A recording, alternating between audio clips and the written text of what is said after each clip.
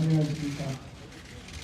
저는 한국총 대표회장 전광훈 목사입니다.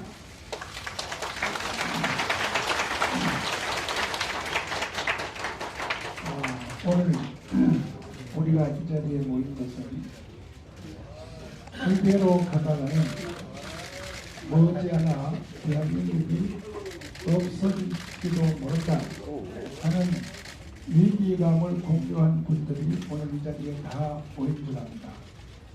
아직 약속된 시간에서 한 3, 4분 남았기 때문에 먼저 우리가 우리 옆에 좌우에 4사람 이상씩 인사부터 한번 나누겠습니다. 참 잘 오셨습니다. 옆에 좌우에 참 잘 오셨습니다.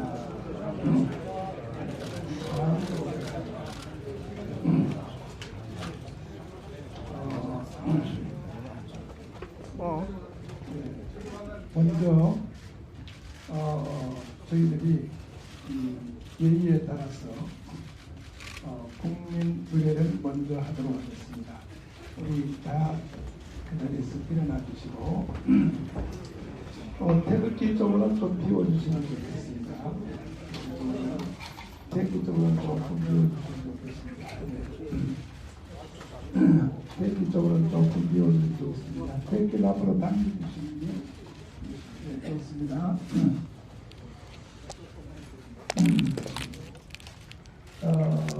국기에 대한 경애,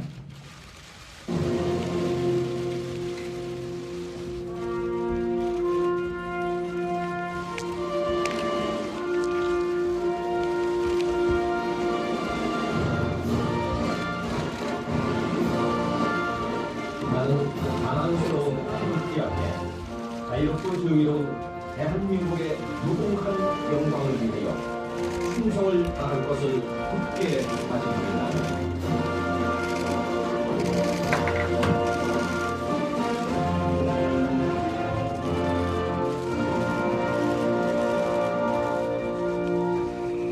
바로 애국가 1절만 부르도록 하겠습니다.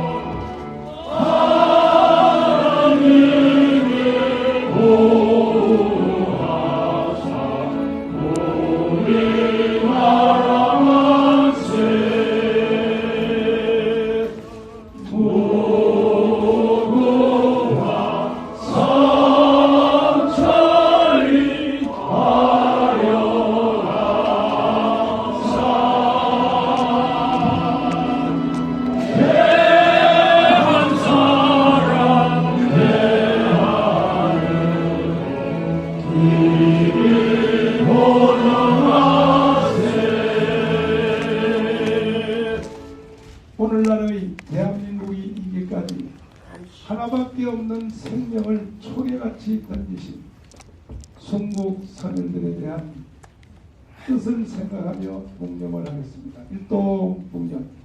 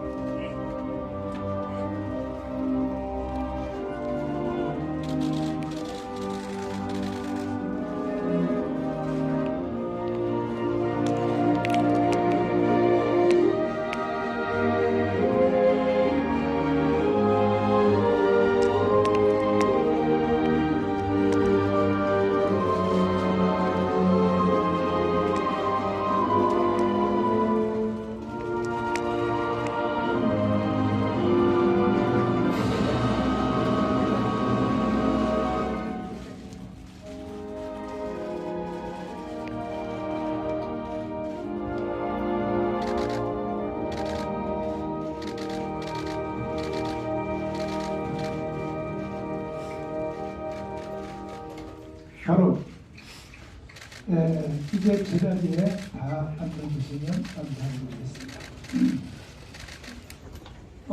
예외 사람이 제가 짧게 말씀을 드리겠습니다. 저는 한기총 대표회장 정광훈 목사입니다. 제가 얼마 전에 저는 목사이기 때문에 당연히 이제 기도 생활을 합니다. 기도하는데 제 느낌에 이러다가는 대한민국이 이거 없어지지 않겠나. 그래 이것을 이게 나 혼자 돌발적인 생각인가 아니면 다른 분들도 그렇게 생각한다 해서 많은 각계각층의 분들과 대화를 나눠봤습니다. 똑같다는 게 저만 그런 것입니다. 그렇다면 우리 민족은 저 중동에 있는 이스라엘 민족과 함께 더불어 아주 세계에서 뛰어난 민족입니다. 그런데 우리 민족이 약점이 하나 있어요. 뭐냐 하면 나라가 망할 때까지는 잘 모르더라고요. 언제 임진왜란때도 그렇고 병자호란때도 그렇고 또 심지어 여기 6.25가 일어나는 바로 근대사이죠. T-34 전차가 불광동에 들어오고 있는데 동대문 야구장에서 야구하고 있었다. 근데 이번에만큼은 그래서는 안 되겠다. 이번에 한 번만큼은 나라가 망하기 전에 지켜야 되겠다. 동의하십니까?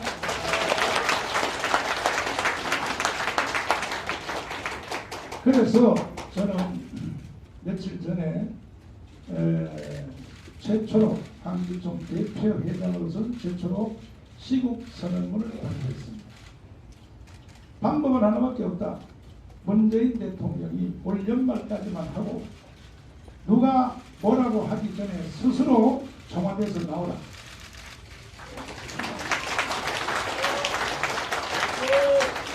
가슴에 손을 놓고 양심이 있으면 그렇게 하시라 하는 시국 성명서를 발표했더니 찬성 반대 양쪽에 많은 현상이 일어났습니다. 끝났는데 모름지기 기독교계 안에서는 특별히 목회자 세계는 거의 90% 이상 제가 하는 것을 절대 지지한다고 나오고 있습니다.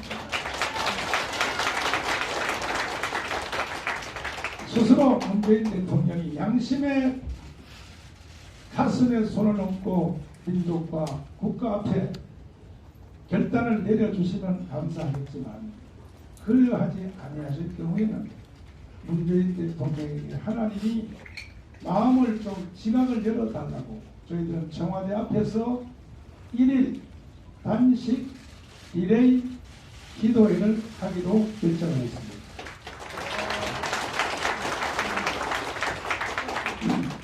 큰 부담은 되지 않을 것입니다. 왜냐하면 하루씩 금식을 하는 겁니다. 했더니 전국 각지에서 저 지방에서는 관광버스를 대전해서 옵니다. 지금 대구에서 이미 와 계신 분들은 하루 아니라 자기가 3일을 금식하겠다 하고 지금 이 자리에 참여를 하고 계시고 또 어떤 많은 분들은 내가 금식은 못해도 금식하는 자리에 격려 방문을 하겠다. 이와 같은 불같은 일입니다. 그런 중에 몇몇 분들이 저에게 또 제안을 하기를 이양 목사님이 나셨으니까 청와대 국민청원 그 다음에 문재인 대통령 하야란을 빨리 개설해서 이번에는 연말까지 1000만 명이 한번 문재인 대통령 하야한다고 하는 이러한 청와대 게시판에 한번 들어가보자 하는 제안을 받고 그것이 10명이 되든지 100명이 되든지 1000만 명이 되든지 일단 우리는 청와대에다가 그 사이트를 개설을 하려고 합니다. 만약에 1000만 명이 청와대 게시판에 문재인 대통령 당신은 대통령 그만해 하고 1000만 명이 만약에 거기에 올라간다면 정말 그분은 그만둬야지요. 또 촛불 시위를 통하여 혁명을 통해서 대통령이 됐다고 그렇게 강조하니까 촛불 시위보다가 한 명이라도 더 모이면 그만둬야지. 한 명이라도 더 모이면. 여러분 동의하십니까? 그래서 이것은 한 목회자가 우발적인 생각이 아니라는 사실을 여러분들에게 말씀드리기 위해서 각 분야에 왜 문재인 대통령은 해야 하는가 그 이유를 우리 다 함께 5천만 국민이 공유하기 위하여 여러분 각 분야의 최고의 전문가들을 이 자리에 모셨습니다. 제가 소개를 하도록 하겠습니다. 이 자리를 한번 오시고 우선 시간 관계상 이재호 장관님을 모셨습니다. 우리 박수로 한번 환영해 주시기 바랍니다.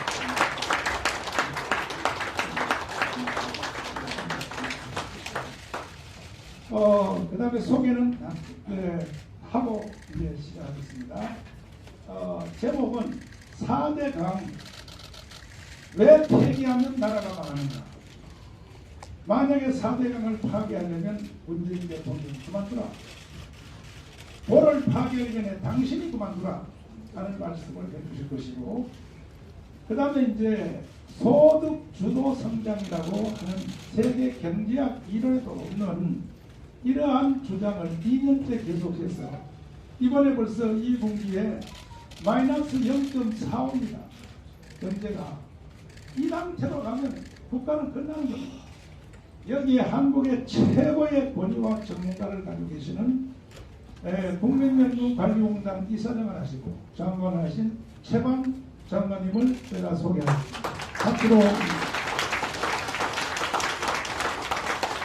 자, 다음은 한미동맹 앞으로 위험한가 아니면 이미 끝납니까? 한미동맹이 이미 끝납니까? 우리는 잘 모르죠. 근데 트럼프가 일본에까지 와서 3일 동안 골프 치면서 놀면서도 문재인 대통령하고 한번 만났지도 않고 들리는 뒷말에 의하면 트럼프하고 그 아베하고 3일 동안 한 모든 대화가 대부분이 문재인 흉봤다입니다. 문재인 정신 나갔다고. 난 그 말이 사실이 아니기를 바라지만 어느 정도는 일리가 있다고 생각합니다. 이게 뭡니까? 과거에는 미국 대통령이 동북아를 방문하면 한국 방문이 축이었습니다. 축. 일본이 보조였습니다. 이제는요. 그래서 이런 현상을 볼 때에 과연 한미동맹 현재 조서가 어디까지 왔는가? 이 분야에 역시 최고의 권위를 가지신 송영선 의원님을 소개하겠습니다. 이 박수로. 그 다음에 먼저 앞으로 좀 나오시고요. 지금 제가 사실은 이와 같은 결단을 하게 된 결정적 이유는 뭐냐? 주사파 정부입니다. 주사파는 이미 대법원에서 이적단체로 대법원이 판결한 거예요. 어떻게 문재인 대통령이 주사파 간첩인 신영복을 한국에 존경하는 한국의 사상가라고 말을 하고 간첩인 윤희상을 서독에 가서 그 부인을 시켜 헌화를 하고 어제 그저께 또 6월 6일날 현충일날 월남전에서 돌아가신 분이 한 5천 분 계시지만 대부분의 분들은 6.25 때 전사입니다. 그분을 뒤에 앉혀놓고 뒤에 모셔놓고 겁도 없이 김원복을 국가의 유공자 무슨 군대 창설자 박헌영의 계열로서 북한으로 스스로 넘어가서 6.25를 전쟁할 때 한국에 남침할 때 같이 내려와서 뒤에 계신 6.25 전사들을 바로 죽인 그 바로 당사자를 영웅으로 소개를 해요? 대통령 자격이 없는 겁니다. 그럼 왜 그분이 저와 같은 말을 겁도 없이 계속할까? 여기에 대한 이유를 저번 속에는 주사파 사상이 꽉 찼다는 겁니다. 우리 교수님을 모시겠습니다. 자, 우리 박수 보내주십시오. 우리 교수님은 과거에 그쪽 동네에 계시다가 오셨기 때문에 아마 오늘 정체를 정확하게 알게 될 것입니다. 이와 같은 순서로 지금부터 이제 진행을 할 텐데, 먼저 우리 이재호 장관님은 여의도 국회의사당에서 똑같은 2시 시간에 이 행사를 또 벌려놓고 여기 오셔가지고 빨리 하시고 가야 된다 그래서 순서를 바꿔서 우리 이재호 장관님에게 먼저 마이크를 드리겠습니다. 자, 박수로 모시겠습니다.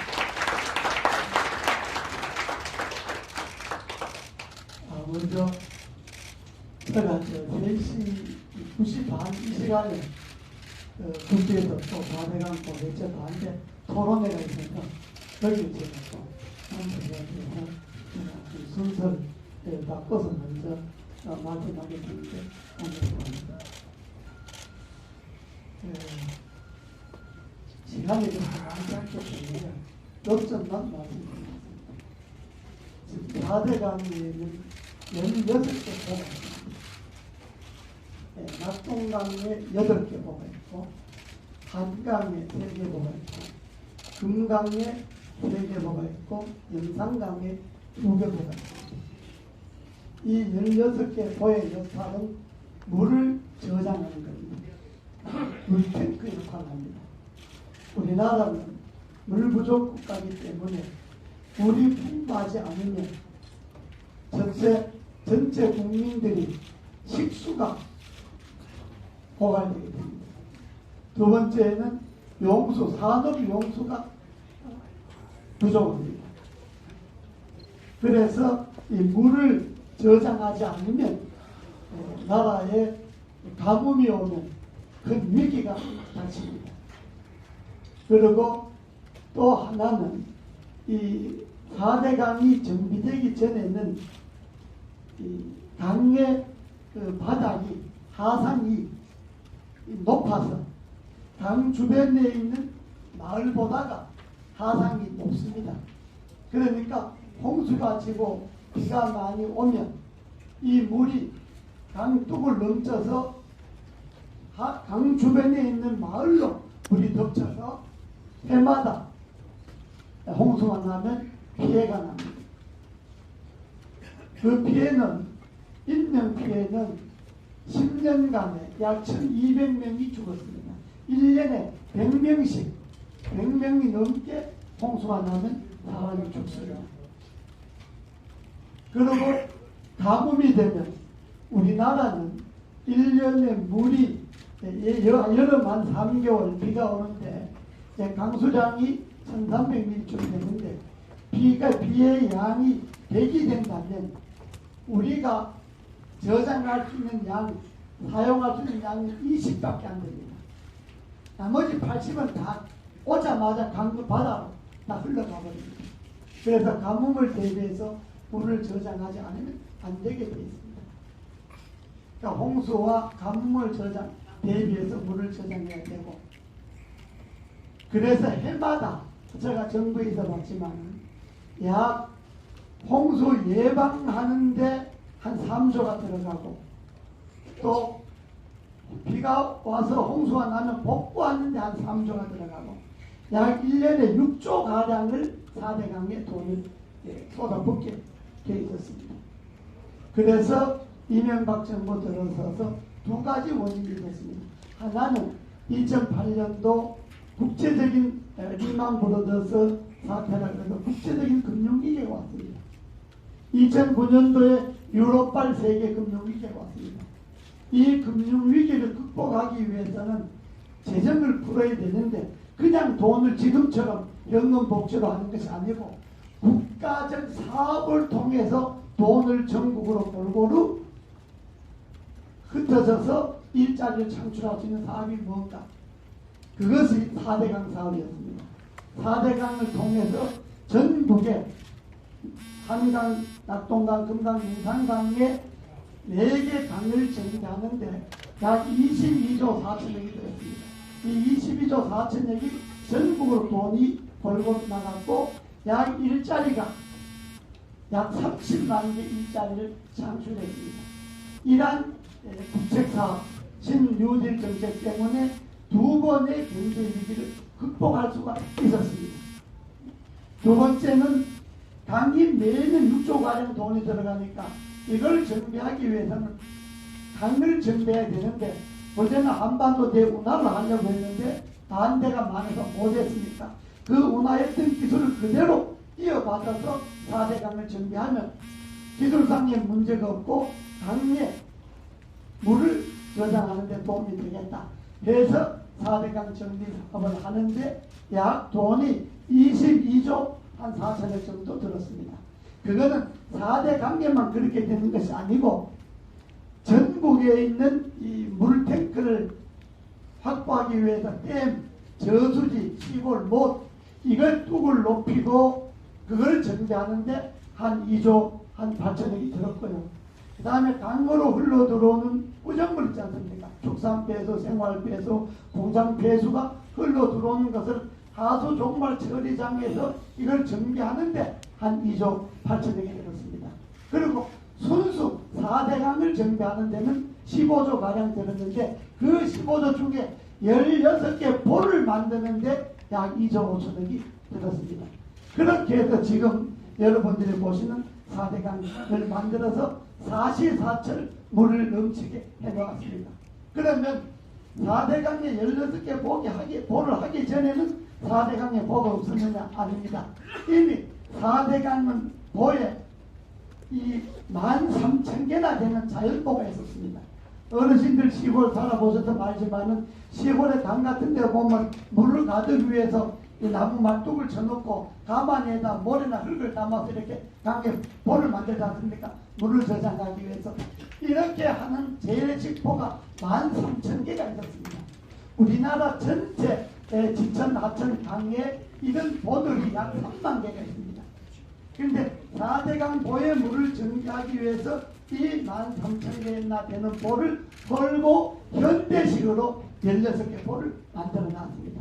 그래서 이 보의 기능은 물을 저장하고 장마 때 비가 많이 오면 보를 열어서 물을 빼고 강에 깔아앉아 있는 쓰레기 이런 그 부패된 것을 훑어내고 그러기 위해서 강에 16개 보를 만들어서 오늘과 같은 수량을 확보해 놓은 겁니다.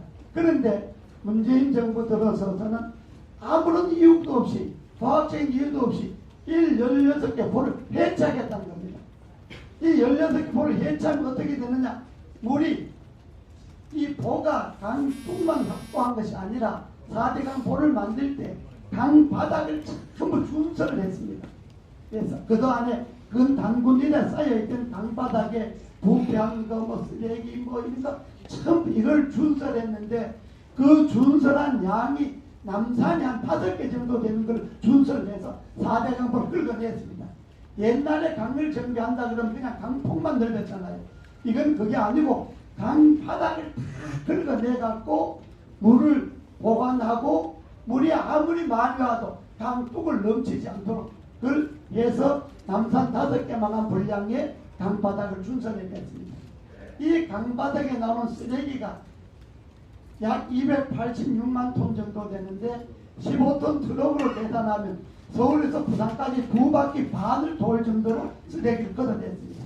이렇게 해서 강을 깨끗하게 해서 물을 보관해 놨습니다. 그런데 이걸 해체하겠다. 그러면 강이 어디 되느냐? 옛날 어르신들이 어렸을 때 자랐던 그 강 또라물 있지 않습니까? 근천, 하천, 썩은 물이 흐르는 조그만 겨울물로 4대강이 되돌아갑니다. 그렇게 가서 물이 없어버리면 지금 국민의 65%의 식수가 4대강에 해당되는데 식수 없어지죠. 용수, 산업용수 없어지죠. 물이 곧 문명이고 물이 곧 생명입니다. 이 4대강 보를 해체하면 4대강이 옛날 근천, 하천, 또랑물로 돌아가 버리면 나라에 물이 없게 됩니다. 그러면 이제 가뭄이 오면 어떻게 하겠습니까? 그리고 그 물이 있기 때문에 농법이 개각이 됐습니다. 옛날에 4대강 주변에 농사를 짓는 사람이 1년에 한 500만 원 수익을 받으면 지금의 농사는 1년에 한 5억에서 10억의 덕을 봅니다. 왜냐하면 4대강 물이 있기 때문에 수박농법이라 그래서 그 강 주변에 3km 이내에 지하수를 파갖고 그 지하수 물로 채소 농사를 짓습니다. 오이, 도마도, 고추, 호박, 수박 이런 이 채소 농사를 지어서 수익을 올리는데 강에 물을 빼보면 지하수가 안 나옵니다. 3km 이내에. 그럼 그 농사를 못 짓게 망하게 되는 겁니다. 그러니까 농민들은 생명줄이 끊기는 거죠. 그러니까 4대강고 주변의 농민들 죽으나 사나 반대합니다. 아주 목숨 걸고 반대합니다. 농사 못 져서 죽으나 싸워서 죽으나 마찬가지다. 이런 각오로 16개 주민들은 이걸 반대하고 있습니다. 그런데 문재인 대통령이 보호해체를 지지해서 환경부에서 이런 작업을 하고 있는데 첫 번째 작업이 잘 안 됐습니다. 4대강 보를 해체하려면 그 마스터 플랜이라는 걸 만들었잖아요. 보호 해체할 수 있는 계획을 처음 세우기 위해서 25억을 조달청에 줘갖고 보호 해체 그 마스터 플랜을 세우는 업체를 공모를 했는데 우리나라에 보호 해체를 할 수 있는 그 정도를 할 수 있는 그런 정도 마스터 플랜을 짜고 보를 해체할 수 있는 업체가 한 150개 건설 회사가 있습니다. 이 업체들이 한 업체도 입찰을 안 해버린 거예요.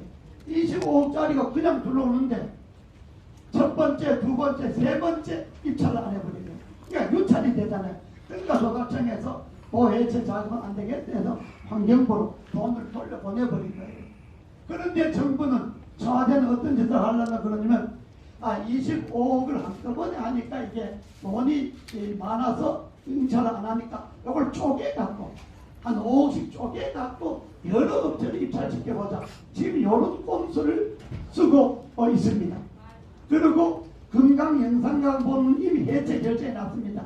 그 해체 결정이 났는데 이것을 이제 7월 달에 구성되는 국가물관리위원회에서 해체 결정을 해야 되는데 이 해체 결정을 하기 위해서는 해체 결정한 환경부 자문위원들은 이 물관리위원회에 포함시키지 않겠다. 이렇게 청와대가 약속을 했습니다. 왜냐하면 자기네들이 해체 결정해놓고 자기네들이 또 그걸 결정하면 안 되니까.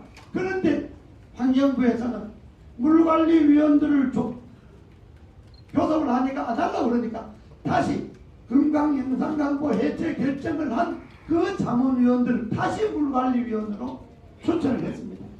이런 꼼수가 어디 있습니까? 이게 말이 됩니까 여러분?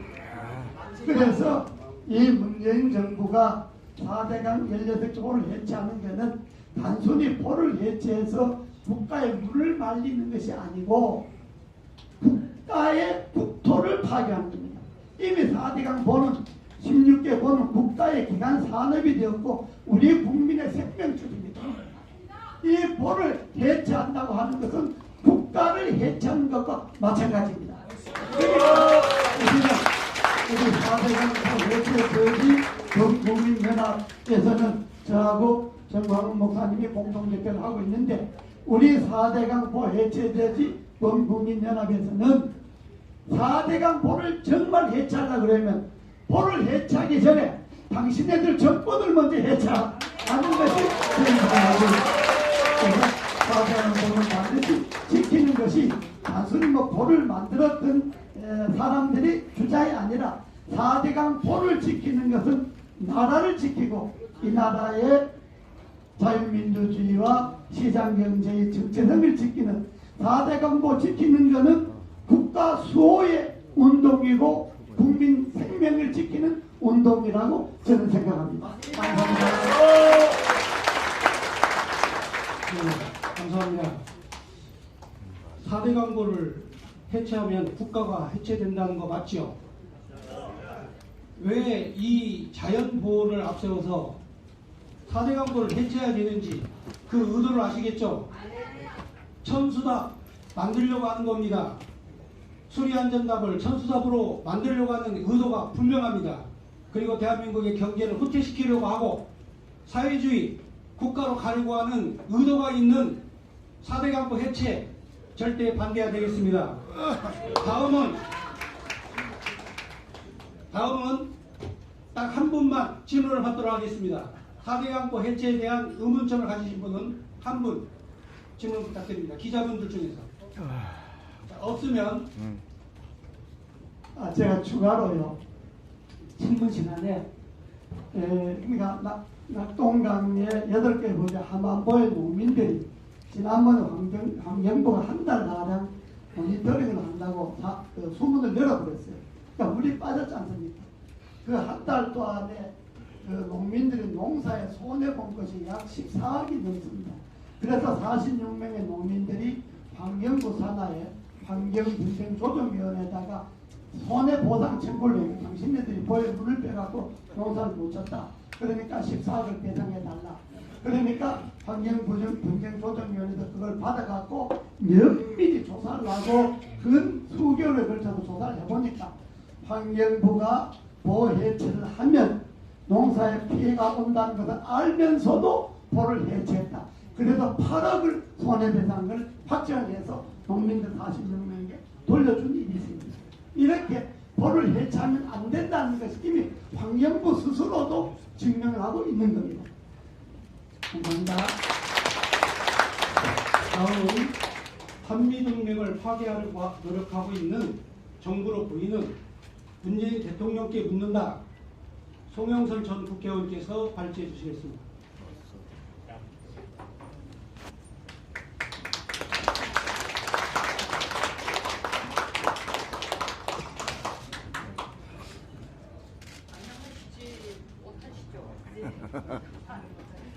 서사하겠습니다. 지금 광화문에 솥단지, 국단지가 안 던져지니까 평화라고 생각하십니까? 지금 20년 전과 같은 IMF가 온다면 국민들이 손자, 손녀의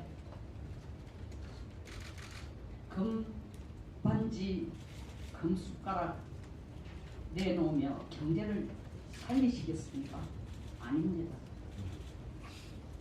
우리 국민의 애국심은 사라져가고 있습니다. 그때보다 분명 더 잘 살고 있는데도 애국심은 사라져가고 있습니다. 이것이 국민이 못나서가 아닙니다. 우리 국민은 위대한 국민입니다. 긴 역사 동안 나라를 어려울 때마다 살린 것이 국민입니다. 지금 경제와 안보가 엉망입니다. 살기도 어렵고 안보가 사라지면 나라가 없어집니다. 36년 지긋지긋하지 않습니까?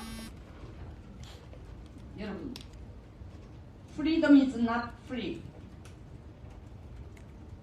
자유는 공짜가 아닙니다. 평화도 공짜가 아닙니다. 그냥 주어지는 것이 아닙니다. 입으로만 떠든다고 평화가 오는 것이 아닙니다. 쟁취하여 얻고 그것을 지키기 위해 부단한 노력을 해야 됩니다. 우리가 전쟁 훈련을 하는 것은 전쟁을 하지 않기 위해서입니다. 상대방의 전의를 꺾을 수 있는 수준의 훈련과 전투력을 갖추고 있지 않으면 언제든지 우리에게는 전쟁이 상대방이 우리에게 전쟁을 걸게 되어 있습니다. 이런 능력을 우리는 억지력이라고 합니다. 상대방이 감히 전쟁을 꿈꾸거나 도발을 하고 싶은 의욕을 느끼지 않도록 하려면 몇 배의 큰 전투력을 갖추고 있어야 합니다.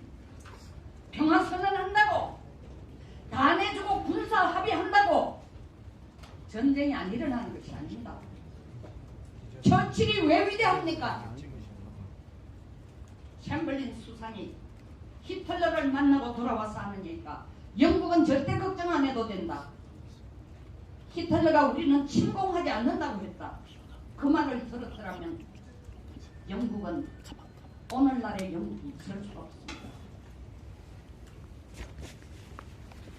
히틀러는 히틀러가 아니라 처칠은 전쟁 준비를 했습니다. 지금 국민들의 분노와 불안이 하늘을 찌르고 있습니다. 5월 4일, 5월 9일 두 차례나 북한의 장거리 탄도미사일이 날라왔지만 우리 군 통수권자, 국정원장, 국방부 장관 그 어느 누구 하나도 나섰어 이것이 북한이 9.19 군사 합의를 깬 단거리 탄도미사일이라고 얘기하는 사람이 없습니다. 김정은 눈치만 보고 있습니다. 한반도 평화체제 구축을 위해 김정은의 심기를 불편하게 해서는 절대로 안 된다는 겁니다. 오죽하면 나라의 수장인 대통령이 국제사회로부터 김정은의 수석 대변인이라는 불명예스러운 얘기를 했습니다.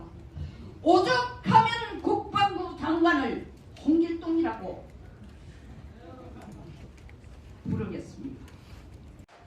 군비 통제가 실패하는 이유가 혹은 국가 간의 합의 서명이 실패하는 이유가 검정 시스템이 없으면 실패하게 돼 있습니다. 여러분 잘 아시죠? 1973년 월남전을 끝내면서 키신저와 북베트남의 레토토가 파리에서 평화협정 서명했습니다. 전쟁 같은 거 안 일었죠? 어떻게 됐어요? 북베트남이 가만히 생각해보니 때는 이때다. 미국이 완전 방심하는구나. 아시죠? 여기에 계신 분들 중에 월남의 파월 부대로 가서 목숨을 걸고 나라를 지키신 분들이 있으실 겁니다. 남베트남을 내려와 사이공은 함락되고 베트남은 공산국가가 됐습니다.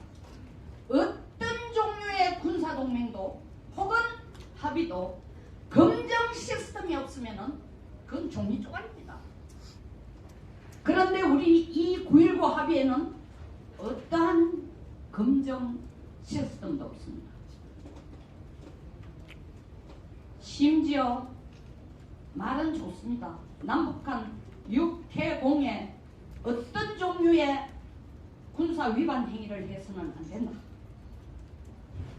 북한이 제일 무서운 게 뭐냐니까 핵이지만 핵만큼 중요한 비대칭 전력 우리 기자님들도 다 아실 겁니다. 사이버 해킹 능력입니다. 그런데 사이버 해킹 능력은 언급도 안 되고 있습니다. 자, 지금까지 제가 말씀드린 것은 이 안보가 무너지고 있는 빙산의 일각을 말씀드렸을 뿐입니다. 헌법 66조와 85조 20조간에 걸쳐서 대통령의 권한과 의무에 대해서 명시해 주었습니다. 지금부터 저는 대한민국 문재인 대통령께 질문을 드립니다. 이것이 헌법을 위배하는 가능성이 있는지 없는지 대통령이 전 국민에게 설명하고 납득을 시켜야 됩니다. 그리고 잘못되었다면 반드시 새로운 정치의 길을 찾아주셔야 됩니다. 첫째, 1948년 건국을 부정했습니다. 이것은 1948년은 국민의 선거에 의해서 합법적으로 이루어진 정부입니다. 민족사적 정통성과 민주적 정당성을 가진 바로 대한민국의 건국입니다. 그런데 이걸 부정하는 겁니다. 헌법 66조 국가 고유 위배입니다. 그리고 국가의 정체성과 정통성을 거부 60 둘째, 공무원들에게 촛불혁명 수행 지시를 하고 계십니다. 대한민국은 국내뿐만 아니라 해외에 나가서까지도 촛불 정변, 촛불 혁명이 대단한 자랑거리라고 떠듭니다. 여기에 최근에는 국무총리까지 나서서 이 정권은 선거가 아니라 촛불 혁명으로 정권을 잡은 것처럼 말하고 자랑하고 공무원들이 촛불 혁명의 도구가 되어야 한다고 지시하고 있습니다. 국민 주권, 모든 주권은 국민으로부터 나온다. 그것이 국민이 투표권을 가졌기 때문입니다. 그런데 국민 주권의 원리를 부정하고 혁명을 미화하고 있습니다. 공무원을 전체 국민이 아닌 특정 세력을 위한 봉사자로 격화시키고 있습니다. 이것 역시 제 개인 생각은 헌법 66조와 69조 위반으로 보입니다. 뿐만 아니라 촛불 세력을 초각적인 특수 계급으로 대우하고 있습니다. 셋째, 북한 노동당을 위하여 헌신하고 복무한 김일성 주의자 신영복을 사상적으로 존경하고 김일성으로부터 우리 남쪽 군인들을 수만을 죽인 그 공덕을 인정해서 훈장을 주고 그런 김원봉에 대해서 2년 통합한다. 그리고 김원봉의 업적은 독립 능력을 키웠고 우리 국군의 뿌리가 되었고 한미동맹을 만든 건강이라는 어마어마한 말도 안 되는 업적을 갖다 붙여 서울까지 하겠다는 겁니다.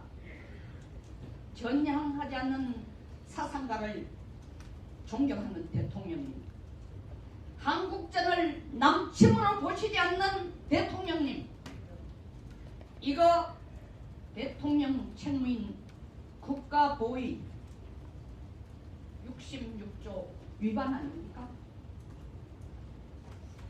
나라를 지킨다는 것은 적의 무력이나 사상공세로부터 우리 국민을 지키는 것이 바로 나라를 지키는 겁니다. 근데 이렇게 하기 위해서는 반드시 적이라는 게 있어야 돼요. 공산주의를 악으로 규정하고 북한 노동당을 적으로 규정해야만 나라를 지킬 수 있습니다. 그런데 국방부까지 나서서 국방백서에서 적을 뺐습니다. 우리는 적도 없는 국가입니다. 넷째, 중국 사드를 추가 배치하지 않겠다는 약속을 혹은 입장을 시진핑에게 표명했습니다.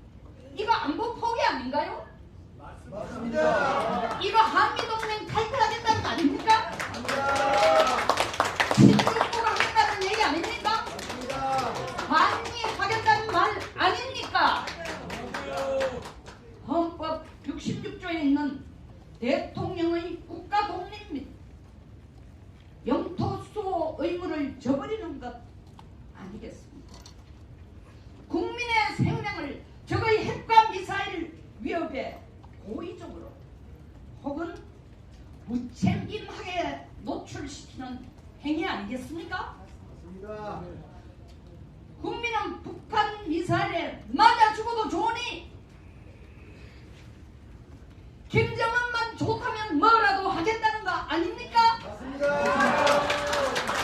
대한민국 국민의 인간 존엄성은 누가 지켜줍니까? 그게 대통령님 책무이십니다. 다섯째, 대통령님, 검찰은 공무원입니다. 공무원은 국민 전체를 위한 봉사자입니다. 그리고 정치적 중립성을 보장받아야 합니다. 그런데 이 검찰을 정적 표적 수사에 동원시키고 판사와 판결에 대한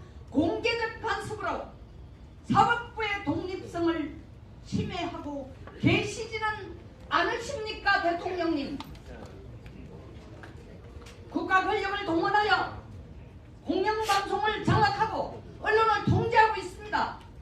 저도 잘 출연하고 있던 공영방송에서 대통령이 당선되고 난 뒤에 2017년 5월 9일 당선되니 2017년 5월 10일 새 방송사에서 그만 출연하라는 통보를 했습니다.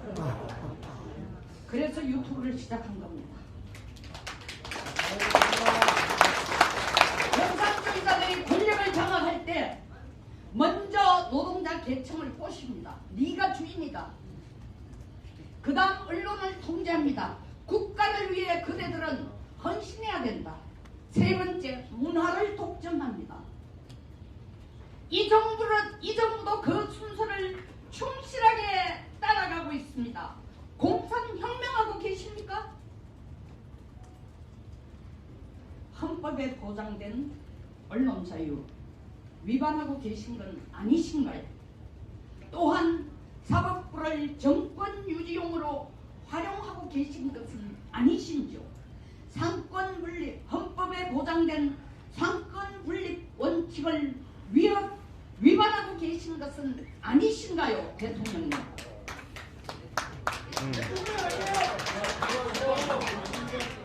여섯째, 천안함 폭침을 한국과 국제사회가 나서서 전문가들이 다 나와서 연구하고 조사한 결과가 북쪽이 한 거다. 그리고 김영철이 주범이다. 라고 결론을 내렸습니다. 때문에 유엔과 미국 단독 제재에도 김영철이 들어가 있습니다. 이런 인물을 평창올림픽에 폐막식에 참여하도록 허용하고 그것도 모자라 한반도 평화를 위한 논의의 대상으로 붙들고 앉았습니다. 그리고 국방부 국정원 통일원에게 지시하여 김영철은 주범이 아니다. 국민들이 제대로 알도록 해라. 지시까지 내리고 있습니다. 이것 역시 우리 헌법 대통령의 책무 중에 66조 국가의 독립 영토 보존 위반과 공무원 정치적 중립 보장 조항 위반입니다. 제가 곧 끝내겠습니다. 시간이 많이 걸렸습니다. 일곱 번째, 판문점 선언에는 북한을 사실상 핵보유국으로 인정해주고 있습니다. 한미동맹을 해체하려는 의미에 북한이 말하는 조선반도 비핵화를 우리말로 설명하면 한반도 비핵화입니다. 절대로 속지 마세요. 북한 비핵화가 아니고 한반도 비핵화라는 건 조선반도 비핵화입니다.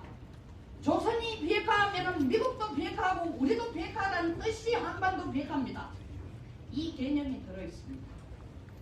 헌법 66조, 69조 위반입니다. 그리고 이 선언의 기조가 민족 공조인데 반국가 단체 성격의 민족 반역 집단과 공제하겠다는 것을 반민족 반역 내지 국가 반역을 구성한 것이 아니겠습니까? 또한 이 선언문을 국회에서 비준하겠다는 것 역시 헌법이 불법 단체로 우리 한반도 이 정당한 정부는 남한 정부입니다. 그런데 불법 단체로 국가가 아니에요. 불법 단체로 규정한 북한 노동당 정권을 국가로 격상시켜 주겠다는 의지가 들어있습니다. 아직도 덜 끝났습니다. 대통령의 헌법 위반 혐의는 제가 정리한 것만 해도 12가지가 넘습니다. 그러나 위에서 언급한 내용만으로도 우리는 대한민국 대통령이 헌법을 위반하고 있다고 지적할 수 있는 충분한 근거로 제시할 수 있습니다. 이런 대통령을 적법한 대통령으로 모시기에는 국민의 자존심이 허락되지 않습니다. 그리고 대한민국 국민들이 부끄럽습니다. 우리를 자랑스러운 국민으로 만들어주세요.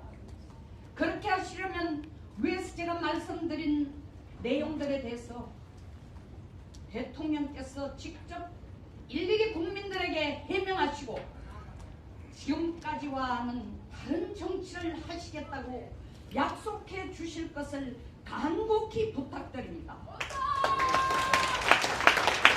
헌법에서 명시된 자유시장경제와 자유민주주의를 지키는 대통령 임무를 다하실 것을 약속해 주시기 바랍니다.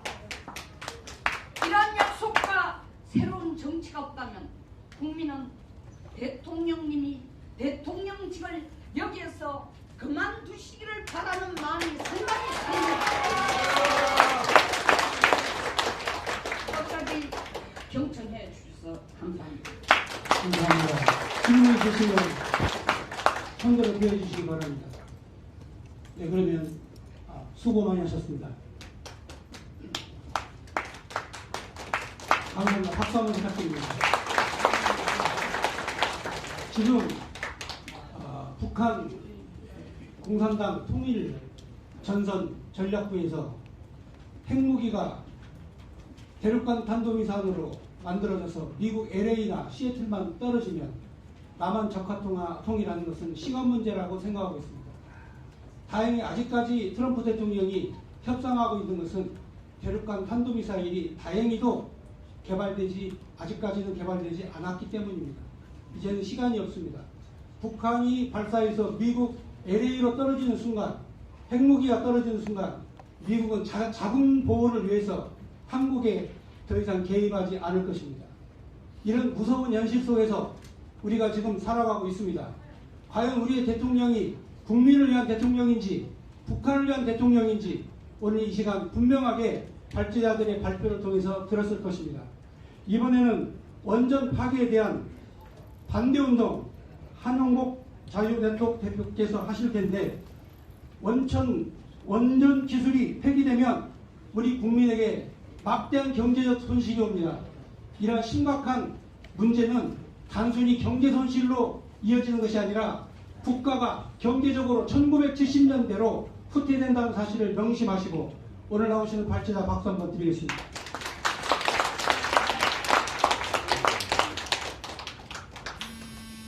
안녕하십니까. 자유경제네트워크의 한영복이라고 합니다. 인사드리겠습니다. 왜 탈원전을 해서는 안 되는가? 이게 망국의 정책입니다. 이미 많은 분들께서 상당한 내용을 아시고 계실 거예요. 근데 탈원전은 해서는 절대로 안 된다라는 것을 한 4가지 관점에서 설명을 드리겠습니다. 첫째로 태양광의 정체가 국가의 주력 에너지로 삼을 수 없다는 것입니다. 태양광이 우리한테 줄 수 있는 전기라고 하는 것은 우리가 1년간 필요로 하는 전기의 15%가 이론상 최대치입니다. 실제로는 그거보다 훨씬 못 미칠 거라고 저는 생각을 하고 있는데 참고로 독일의 경우를 보면은 20년간 인프라를 구축하면서 차근하게 진행되어 온 것이 지금 현재 5.9%입니다.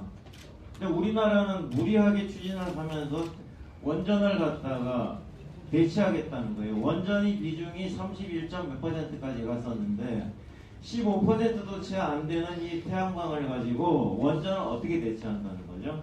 원전을 없애면 당장 공백이 생겨버리는데 이론적으로 태양광이 15%라고 하는 것은 어떤 근거에서 나오는 것이냐? 하루에 3.6시간 태양광 발전이 가능합니다. 24시간 중에 3.6시간이기 때문에 15%의 시간 비율로 보면은 그래서 매시간 동일한 전기를 발전해서 쓴다 그러면 15%가 되는 겁니다. 3.6시간 이상은 절대로 발전이 안 돼요. 그렇다면 3.6 궁금증이 생기는 것이 태양광 발전 가능한 시간에 많은 설비를 해서 저장했다가 쓰면 되지 않냐는 궁금증이 생길 수가 있는데 국가 규모의 대용량은 저장이 안 된다는 겁니다. 소규모만 저장이 가능해요. 그러니까 만약에 필요 이상으로 전기를 많이 발전하면 그 전기를 빨리 버려야 합니다. 탈원전을 주장하는 사람들이 독일은 전기 수출해서 돈 번다는 것처럼 얘기를 하는데 그건 사실을 호도하는 겁니다. 독일은 전기를 수출하는 것이 아니고 재생에너지가 많다 보니까 이게 간헐성 때문에 통제가 안 돼요. 그래서 지 맘대로 많이 발전이 되니까 이걸 빨리 싼 값에 처분을 해버려야 됩니다. 그렇지 않으면 정전이 돼요. 전기는 모자라면 정전인데 남아도 정전이기 때문에 정전을 피하기 위해서 어떤 때는 돈을 얹어줍니다. 얹어주고 국민들한테도 전기 사용하면 돈 주마 하고 이렇게 하는 경우가 있는 거예요. 그것이 오늘날 독일 에너지 전환 정책이 현실이고 결코 이것은 성공이 아니라고 하는 겁니다. 그래서 제가 지금 여러분께 말씀드린 것은 태양광이 15%인데 여러분 주변에서 누구라도 15% 이상 발전할 수 있다라고 주장하신 분이 계시면 저한테 소개해 주세요. 절대로 안 됩니다. 그래서 태양광은 원전을 대체하지 못하고 이런 불가능한 데다가 애초에 정책 목표가 설정돼 있다면은 거기에 수반되는 모든 비용들이 전부 다 매몰돼 버린다는 거예요. 엄청난 피해를 가져옵니다. 금전적으로, 환경으로, 안보, 우리의 어떤 그 원전 산업의 미래 이런 데서 다 파괴돼 버리는 거예요. 목표 설정이 잘못되어 있기 때문에. 자, 그래서 태양광은 벼룩이다라는 생각을 가지세요. 그러면 개념이 상징적으로 정리가 될 것입니다. 자, 두 번째로 보면은 환경인데 환경에서 CO2를 발생시키는 거 온실가스 세계의 환경 전문가들이 얘기합니다. 온실가스 해결의 유일한 해결책이 원전이라고. 비교를 해보면 원전이 이용률이 80%인데 80%를 사용하고 LNG 20%를 사용하면은 1kW당 이산화탄소가 100g 정도 나오는데 그것을 태양광으로 바꾸면 국민들은 이렇게 생각합니다. 태양광에서는 아무것도 안 나오잖아. 깨끗한데 이런데 태양광은 조금 전에 말씀드린 것처럼 15%밖에 전기가 공급이 안 되는 거예요. 원전 80%를 대체하자면 나머지 65%는 LNG로 발전을 해서 태양광과 LNG란 세트 개념으로 봐야 합니다. 복합 발전이라고 봐야 하는 거예요. 그래서 이럴 때 LNG에서 나오는 어마어마한 이산화탄소가 지금 이렇게 우리 그 공기를 갖다가 오염시키고 있는 거예요. 태양광은 스스로는 못 갑니다. 15%이기 때문에 낮에 쏟다가 밤 되면 다른 게 없으면 정전돼 버리죠. 그러니까 그때는 LNG가 발전을 해주는 거예요. 그래서 태양광이 켜졌다가 LNG가 켜졌다 이렇게 교대교대로 하는데 계속 켜져 있는 것이 아니고 깜빡깜빡하면서 발전이 되면은 그때는 LNG에서 어떠한 독성이 나오냐면은 평소에는 석탄보다 55% 정도의 이산화탄소를 발생시키는데 그때는 석탄의 3배가 발전돼 버린다는 거예요. 그래서 이것을 다 정리하면은 원전에서 100g 나올 것을 태양광을 사용할 때는 400g 내지 2000g 나온다는 겁니다. 태양광을 깨끗하다고 생각을 하고 잘못 생각을 하고 있는 거예요. 태양광과 LNG가 같이 간다 이렇게 생각하시면 여러분들 쉽게 이해하실 수가 있죠. 환경에 그런 문제가 있습니다. 또 다른 부분을 환경을 말씀을 드리면은 최근에 이 태양광 추진 정책 때문에 우리 그 산림이 수백 년 된 산림이 막 이렇게 훼손이 되고 그러한 곳이 한 2만 5천 군데가 있다라고 하는 거지. 작년 뉴스에 보도된 적이 있습니다. 우리나라에 3,400개의 저수지가 있는데 그 중에서 900여 개의 저수지가 이미 태양광으로 덮여지고 있거나 하고 있다는 거예요. 그러니까 물과 땅과 공기가 다 오염되고 있는 겁니다. 그런데 사람들은 태양광 하면 햇살을 생각하니까 이것을 여러분들이 오늘 아셨으면 가서 주변에 전파를 해주시는 것이 이 탈원전을 막는 하나의 방법이라고도 할 수가 있는 겁니다. 자, 그 다음에 또 환경에 대해서 무시할 수 없는 것이 태양광이 어떤 문제를 일으키냐면 태양광 패널이 나중에 사용되고 나면 폐기를 해야 되겠죠. 이거 폐기하는데 방법이 없습니다. 땅속에 묻는 방법밖에 없어요. 이게 두께가 4cm예요. 근데 원전 1GW를 대체할 때 패널이 얼마나 나올까를 제가 계산을 해보니까 이 두께가 4cm인데 차곡차곡 쌓으면 여러분들 놀라서 기절하세요. 원전 1GW 대체할 때 얼마나 쌓이느냐 2000kg가 쌓여요. 에베레스트 산이 9kg 조금 안 됩니다. 에베레스트 산이 220배 높이의 패널이 쌓이는 거예요. 우리나라 6대 도로 다 메꿉니다. 저 동해남의 서해안 도로와 경부선 호남선 고속도로 영동 고속도로 6대 도로 있죠. 그거 다 합치면 2000km예요. 원전 1GW 대체하는 분량이 그 도로 다 메꾸는 거예요. 태양광이 이런 독성을 이런 피해를 유발하는데 그 많은 패널이 땅속에 들어가서 그냥 묻히는 방법밖에 없는데 땅속에서 수백 년을 있을까요? 수천 년을 있을까요? 3GW 정도만 해도 우리나라는 그걸 수용할 땅이 없어요. 그러니까 폐기물로 보더라도 불가능하다라고 하는 것이 나오는 겁니다. 그 다음에 우리 도시의 열광합 발전소 여러분들 아시죠? 그런 데서 LNG 발전한다라고 하면 초미세먼지가 이렇게 나오고 하죠. 저는 미세먼지가 중국 원인이 뭐 70-80%다 그래서 그 말을 그냥 들었는데 미세먼지 전문가들의 의견을 나중에 들어보니까 국내 요인도 상당히 있다라고 하는 겁니다. 그러니까 최근에 LNG 이런 것이 문제가 되고 있다라고 하는 거예요. 저도 마스크 잘 안 쓰는데 요새는 알 수 없이 마스크를 쓰고 다니기도 합니다. 자, 환경 문제는 그렇고요. 경제성으로 보면은 일본이 2%까지 떨어뜨렸던 원전 비중을 22%로 탈원전을 포기한 첫 번째 이유가 관방장관 말에 따르면은 기업들이 높은 전기요금을 도저히 감당할 수가 없다라고 하는 거예요. 기업 경쟁력에. 근데 일본과 우리는 경제 구조가 비슷한 면이 있습니다. 제조업을 해서 수출을 해서 먹고 사는 거예요. 근데 우리는 일본이 안 된다고 해서 벗어나는 그 정책 우리는 좀 시작한다고 따라 들어가고 있는 거예요. 이상합니다. 거꾸로 가고 있는 거예요. 우리나라 왜 이렇게 거꾸로 가는 게 많은지 모르겠어요. 다른 나라는 경제 성장이 플러스인데 우리나라는 마이너스로 가고 막 거꾸로 가는데 정상적으로 가야죠. 모든 것이 그렇게 돼야 되는데 독일의 그 경우와 우리 전기요금을 비교해 보면은 독일은 전기요금이 세계에서 가장 비싸고 온실가스가 유럽에서 가장 많이 배출하는데요. 어느 정도로 비싸냐면은 가정용 전기요금 3,500kW 연간 쓴다 그러면 우리나라에서 전기요금이 42,000원 나옵니다. 독일에서 얼마 나오는지 아세요? 114,000원 나옵니다. 그러니까 2배로 훨씬 넘어가지 비교가 안 되는 거예요. 독일이 20년간 에너지 전환 정책을 추진해 왔는데 우리나라 관료가 국회에서 그리드 페리티 해가지고 기술이 발달되면은 태양광의 발전 단가 떨어질 것이다라고 했는데 그건 패널을 얘기하는 거죠. 패널은 가격 비중에서 25%밖에 차지하지 않습니다. 독일 전기요금 중에서 교통사용료로 그래서 전력망 비용이 25.7%를 차지하고 보조금이 32.1%를 차지해요. 그래서 58%가량이 변하지 않는 금액이니까 전기료가 떨어질 수가 없고 2017년 독일 전기료가 최고가였습니다. 사상 최고가. 그래프가 이렇게 올라가요. 근데 2018년에 다시 갱신했습니다. 그래가지고 28년이 이제 사상 최고가예요. 우리나라 전기요금을 보면은 원전은 62원입니다. 킬로와트당. 태양광은 174원. 3배가 조금 안 되는 거예요.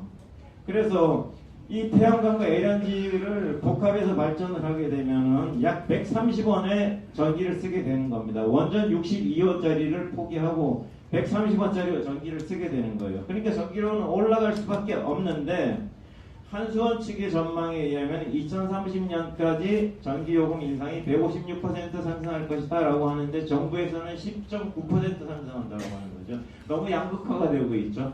근데 정부의 말을 이렇게 믿을 수가 있느냐 하는 겁니다. 왜냐하면은 제가 당장 보더라도 그때까지 2030년까지 전력 구입 비용 156조, 시설 비용 102조, 그 발전 사업지들이 지급하는 보조금 80조 이런 돈이 들어가요. 에너지 정책에서 들어가는 돈이 몇십조, 몇백조 이런 돈이 들어가는 거예요. 그러니까 에너지 정책은 시행착오를 한번 겪으면은 국민들한테 돌아가는 피해가 엄청나다라고 하는 겁니다. 그러니까 신중에 신중을 기해야 하는데 영화 하나를 보고 전문가들은 저런 다 누락되는 이런 에너지 정책을 추진하고 있는 것이 오늘의 현실인 거예요. SK라고 하는 그 대기업이 탈원전으로 인해서 전력 부족을 걱정해서 자체 발전소를 지어야 하는 정말 수치스러운 얘기인 거예요.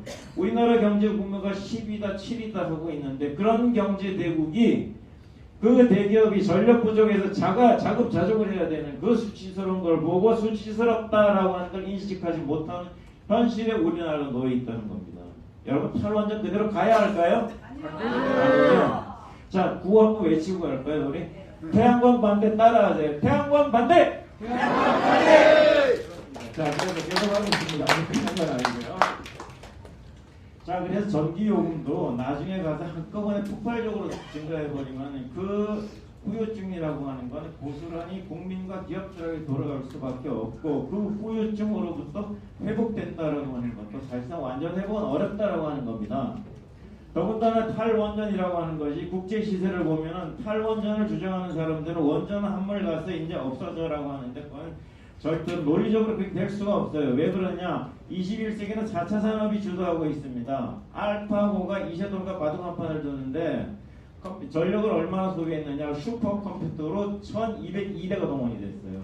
엄청난 양의 전기를 소모하는 것이 4차 산업의 특성입니다. 에너지 집약적인 산업이에요. 그렇기 때문에 개발도상국이라든가 중진국들 18개국에서 원전을 도입하려고 하고 있고 세계의 경제의 구조가 그런 쪽으로 가고 있고 지금 현재 그 예상되고 있는 세계적인 원전 수요가 약 2,000조에 해당합니다. 원전이 사그라들 거라고 하는 전망은 도저히 동의할 수가 없습니다. 그래서 우리가 지금 무척 아쉬운 것이 우리나라가 APR 1400이라고 하는 모델을 바라카에다가 수출을 했는데 그것이 미국과 유럽의 표준 설계 인증을 동시에 득한 유일한 원전인데 그래서 우리나라가 안전성과 가격과 공기 이면에서 가장 최고라는 거예요. 딴 나라하고 비교가 안 됩니다. 그러니까 우리 원전의 품질이 최고라고 하는 거예요. 그러니까 이 2,000조의 시장에서 우리가 이 세계 시장을 잠식해 들어갈 수 있는 절호의 기회가 있는데 여기 이 자리에서 저 이상 나이 되신 분들은 다 기억들을 하실 겁니다. 우리가 60년대 70년대 사우디아라비아를 보고 우리도 소유가 있다면 잘 살 텐다고 부러워했었지 않습니까? 그것을 사우디아라비아가 우리에게로부터 원전을 수입해가는 역사가 지금 벌어지고 있는데 우리가 포기를 해버리고 있는 거예요. 이것이.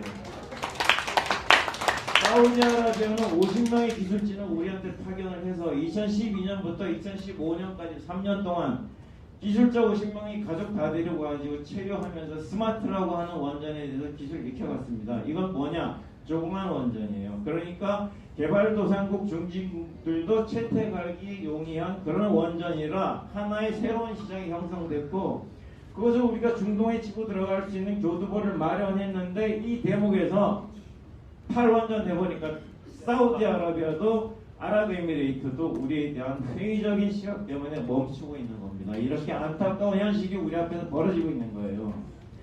예, 너무나 이게 눈물겨운 그런 비통한 심정이죠. 이승만 대통령께서 1950년대 원전의 미래를 보시고 그때 돈으로는 쌈짓돈이 달러를 꼬깃꼬깃한 돈이에요. 그걸 꺼내서 유학생들을 보내서 원전을 배워라 하신 거예요. 70년의 노력이 판도라라는 영혼 하나로 허물어지고 있는 겁니다. 이 수치스러운 현실을 우리가 지금 보고 있는 겁니다. 여러분들이 수치스러운 국민이 되어야 할까요? 아니요. 탈원전 반대해야 됩니다. 그렇죠? 금년 말까지 신한울 3, 4, 5기 건설 공사가 재개되지 않으면 500개의 기업이 원전 생태계에서 빠져나가고 우리 원전 생태계 한 축은 무너지게 됩니다. 그래서 한 10일 전에 기사로 나온 것이 내년이면 우리나라가 원전을 단독으로 짓지 못하는 그런 가능성이 있다라고 하는 참담한 기사가 뜬 거예요. 세계적으로 최고의 기술을 자랑하고 있던 것이 2년 만에 원전을 짓지 못한 나라로 전락해버리는 이 비통한 현실이 우리 앞에 있는 겁니다. 그러니까 탈원전으로 해서 우리가 손실을 보는 것이 무엇입니까? 경제가 파괴되고 환경이 파괴되고 우리 에너지 안보가 파괴되고 우리 젊은 사람들의 미래가 파괴되고 있는 것이고 21세기는 에너지 시대입니다. 에너지를 장악하는 국가는 국제 질서에서 핵심적인 지위를 차지하게 돼요. 중국이 남진하에서 인공섬 짓는 것도 에너지와 관련인 것이고 미국과 중국 간의 에너지와 관련해서 1대1로라고 하는 것도 에너지 문제입니다. 중국에서부터 이란까지 파이프라인을 건설하는 것을 미국이 투르크스탄을 회유해가지고 막아버린 거예요. 에너지 문제입니다.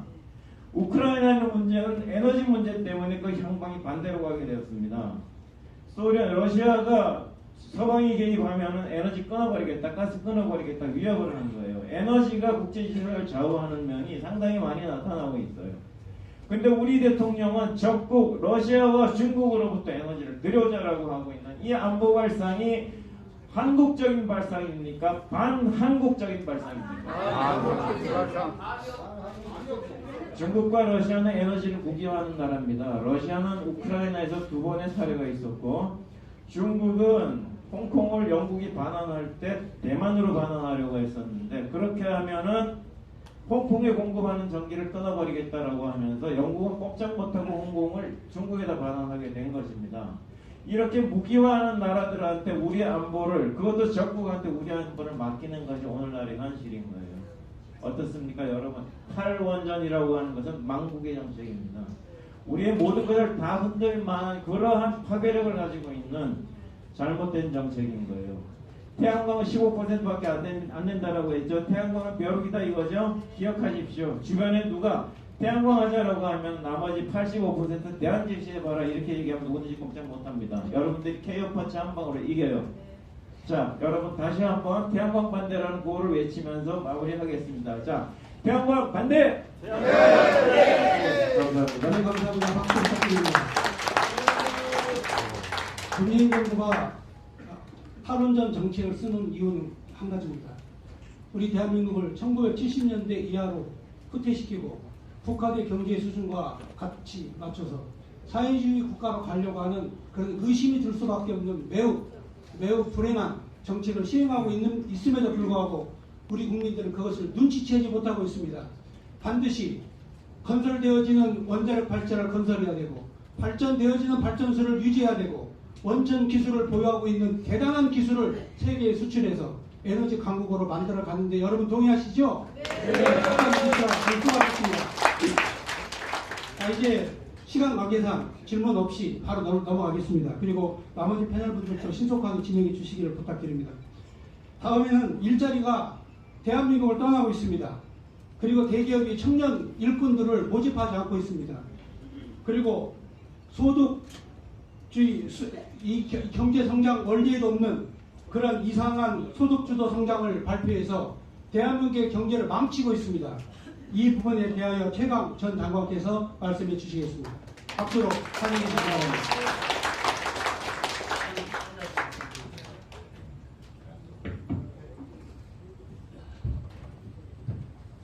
예, 방금 소개받은 최광입니다. 이 자리에 사업하시는 친인척 계시는 분들은 저보다도 더 고통스러운 나날을 보내리라고 짐작이 됩니다. 저는 이 경제학자로서 지난 한 40년간을 고민을 해왔는데 오늘날 같이 이렇게 답답하고 어두운 미래를 보고 참으로 통탄스럽기도 하고 뛰어오는 후배들한테 죄송한 마음을 금할 수 없는 사람입니다. 자, 여러분, 우리 주위에는 우리가 관찰해 보면은 세 가지 유형의 사람이 있습니다. 아주 현명한 사람이 있고, 보통 사람이 있고, 바보가 있습니다. 그를 구분하는 기준은 여러 가지가 있겠지만 제가 보기에는 경험을 하지 않고도 아는 사람은 아주 현명한 사람이겠죠. 경험을 하고 나서 아는 정도는 뭐 보통 사람이 될 겁니다. 경험을 하고도 모르는 사람, 그런 사람이 요즘 우리 정책 당국자들이 그런 분들이 굉장히 많은 것 같습니다. 경제가 1·4분기에 마이너스로 감에도 불구하고 아직도 자기네들의 정책을 고집하고 있습니다. 얼마나 바보스러운 인간들입니까? 그리고 여러분, 병이 나면 어디를 갑니까? 병원을 가겠죠. 근데 병원을 가서는 어떤 분을 찾습니까? 명의를 찾으시겠죠. 그런데 오늘날 경제정책을 두고는 돌팔이 의사들이 판을 치고 있습니다.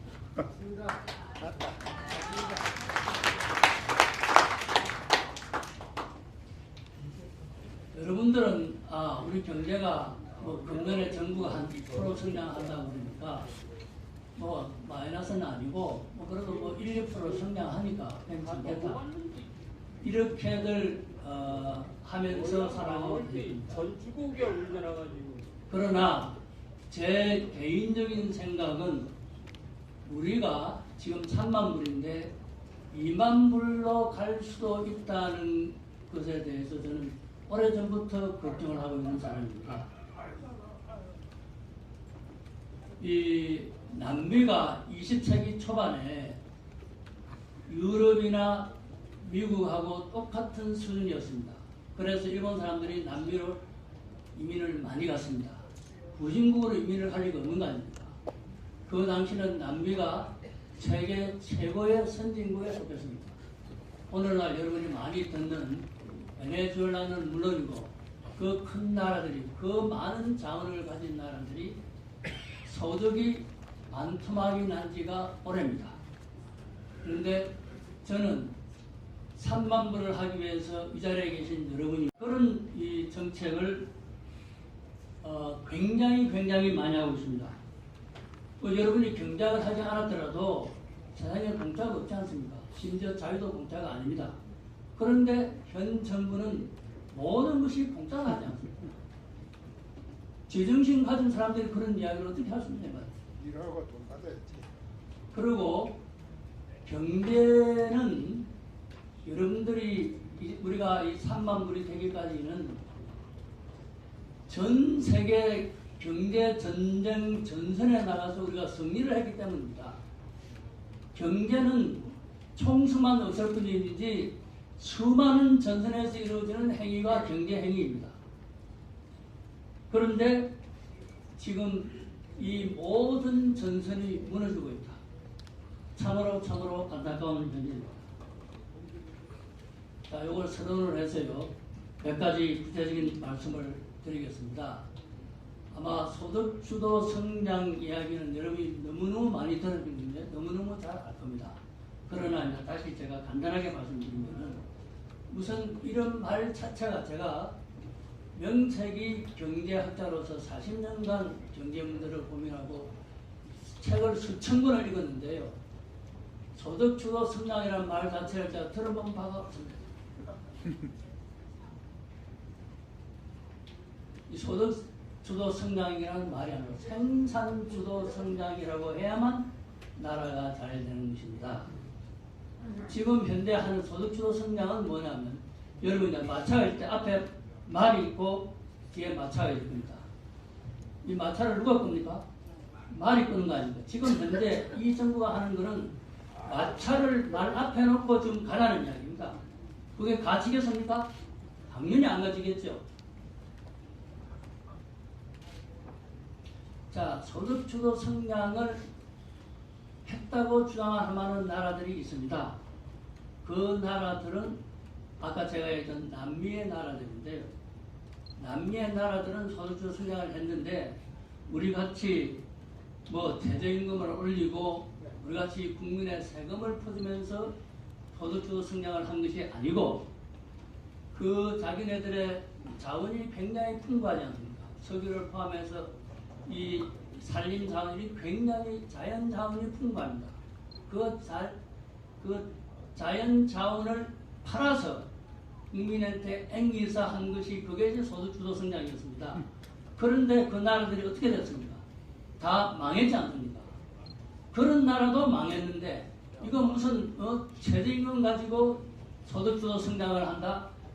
이런 황당무계한 일이 이 개명천지에 일어나고 있는 것이 오늘의 현재입니다.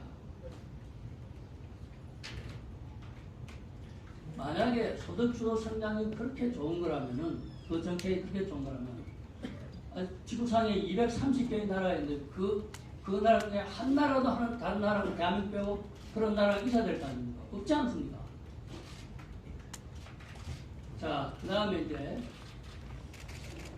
문재인 대통령께서 청와대 입성을 하면서 맨 처음 외친 말이 일자리 창출을 외쳤습니다. 취임일성이 일자리 창출이고 그리고 청와대 온 벽에 있는데 이와 관련된 통계 자료를 나열을 했습니다. 저는 청와대 벽에 온 자료를 붙이는 순간에 이건 나라 망하겠구나. 망조가 들었다. 참말로 제대로 망조가 들었다. 이렇게 생각을 했었습니다. 일자리를 창출하겠다고 하면서 어떻게 최저임금을 올립니까? 여러분, 물건 값이 비싸지만 그 물건 많이 삽니까? 적게 삽니까?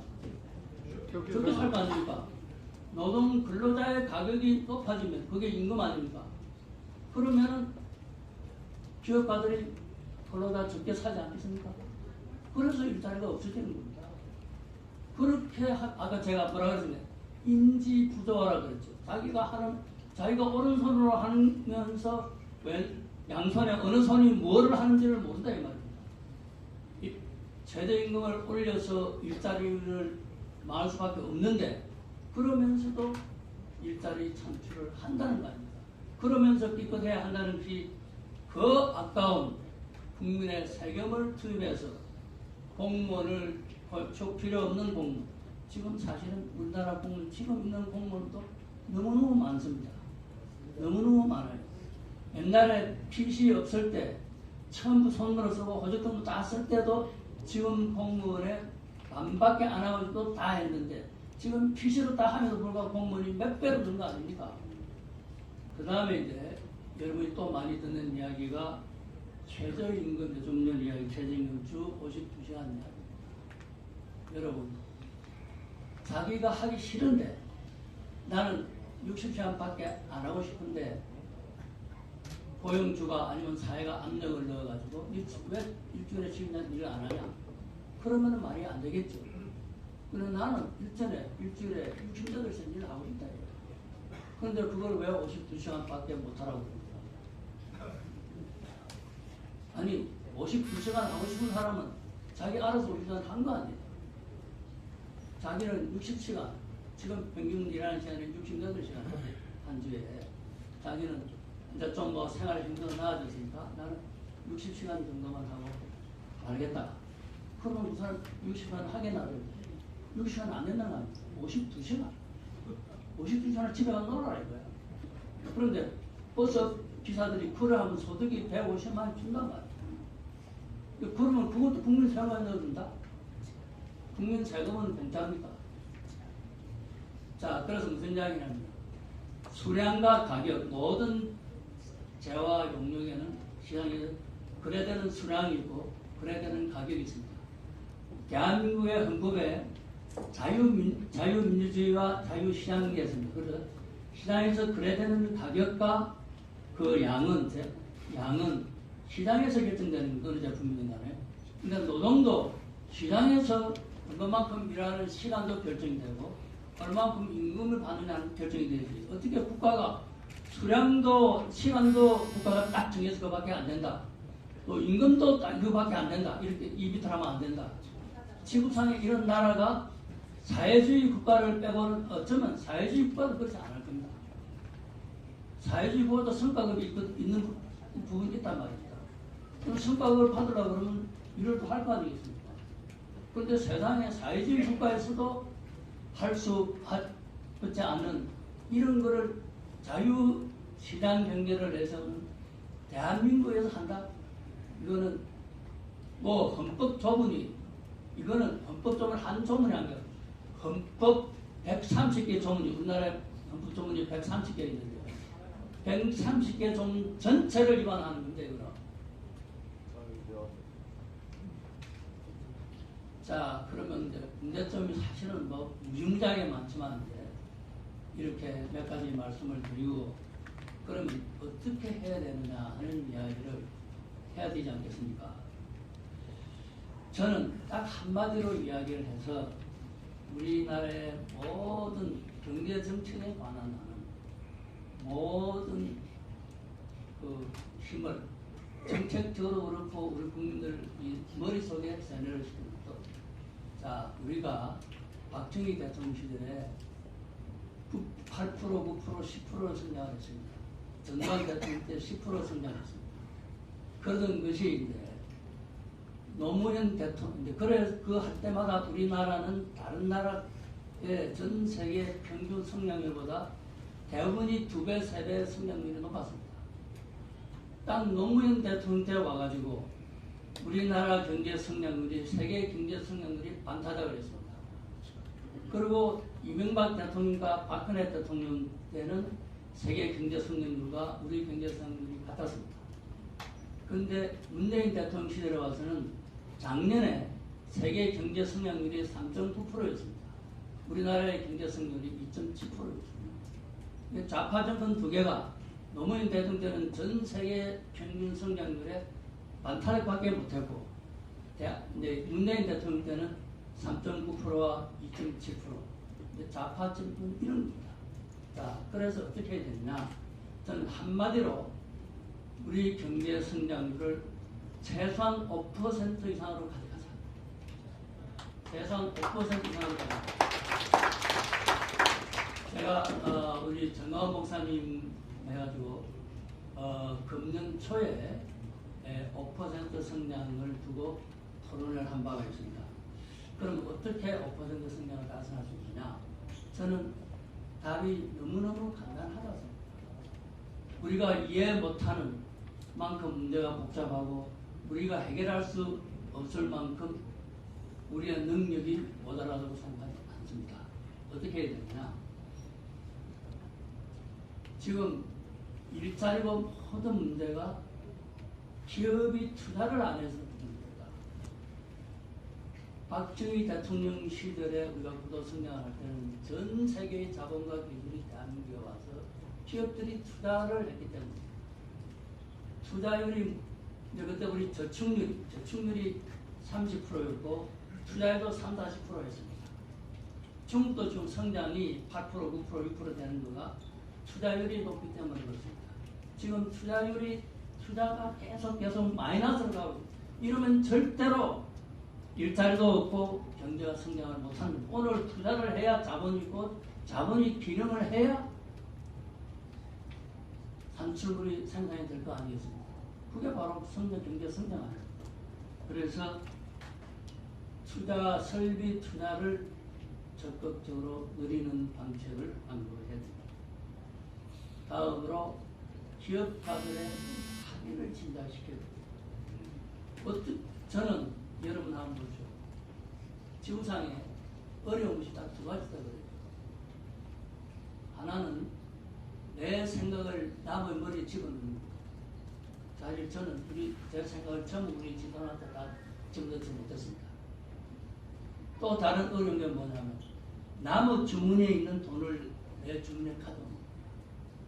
남의 주머니에 있는 돈을 가져오게 하는 사람이 누구입니까? 기업가들입니다.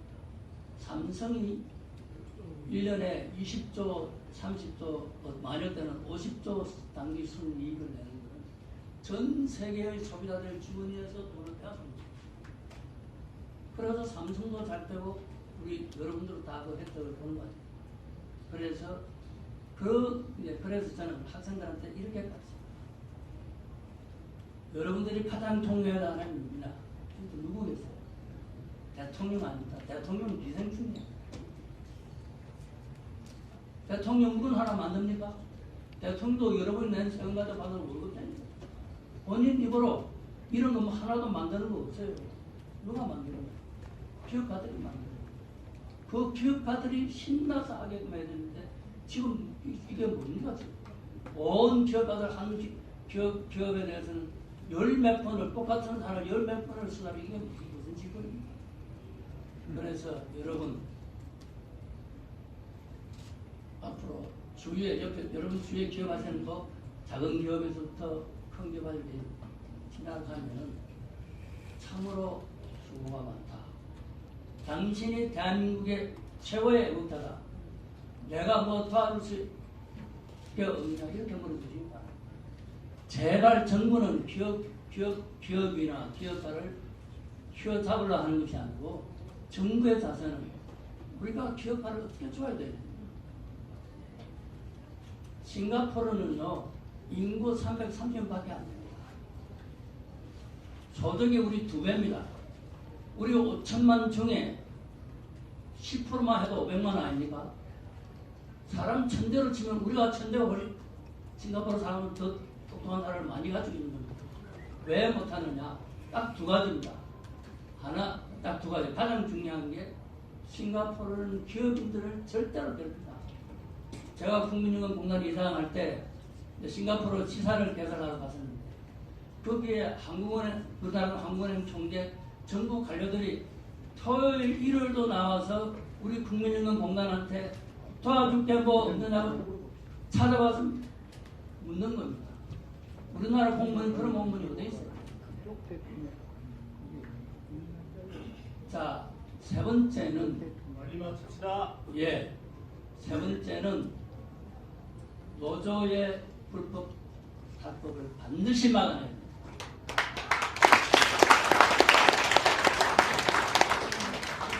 노조는 자기네들이 제기를 할 수 있습니다. 자기의 자격장의 안정과 자기의 임금 수준을 높이는 고용주하고 협상을 해야 됩니다. 근데 국가 정책에 대해서 노조가 왜 하십니까? 앞으로 국가 정책에 대해서 어떤 건의를 하고 그걸 빌면해서 파업을 하는 이 노조에 대해서는 반드시 엄근의 법적 책임을 물어야 된다고 생각합니다. 제가 이미 국민연금공단 기금 운영에 대해서 말씀을 드렸는데 지금 국민연금 기금 운영을 놓고 소위 말하는 수표식 코드라는 걸 도입을 해가지고 지금 온 상장 기업들을 괴롭히려고 하고 있습니다. 이거는 법적으로 잘못된 것입니다. 이거를 지시한 문재인 대통령은 이후라도 이것을 실행하는 복지부 장관은 이후라도 반드시 법의 처벌을 받아야 됩니다.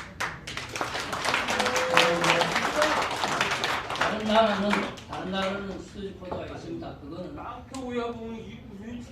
기관들이 자기네들이 스스로 알아서 자발적으로 하는 거지 국가가 강제로 해서 하는 수지 코드는 지구상 자체 존재하지를 않습니다. 자, 여러분 마지막으로 여러분 주위에 기업인이 있으면은 만날 때마다 나 당신 존경한다. 여러분이 최고의 애국자다. 이렇게 격려해 주시기 부탁드립니다. 시간관계상 다음 위해서 주사파 정치 이동호 교수님 발제해 주시겠습니다. 뒤를 이어서 트럼프 대통령 내지 상원, 하원 의원 직업주 지도자에게 보내는 공개사항도 대표장님께서 발표해 주실 것입니다.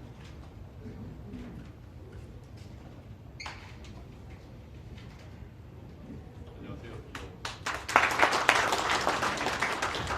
저도 앉아서 좀 준비한 게 있습니다.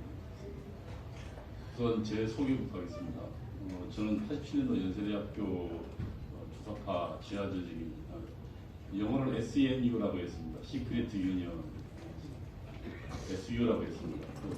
총학생이 지도 담당 중앙위원이었습니다.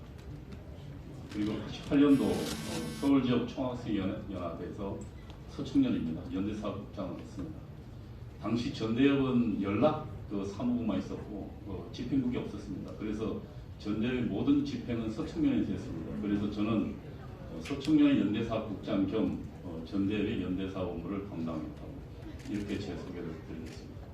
지금 현재 아마 저와 같이 활동했던 동지들이 청와대에 있고 또 지금 현재 더불어민주당에 있습니다.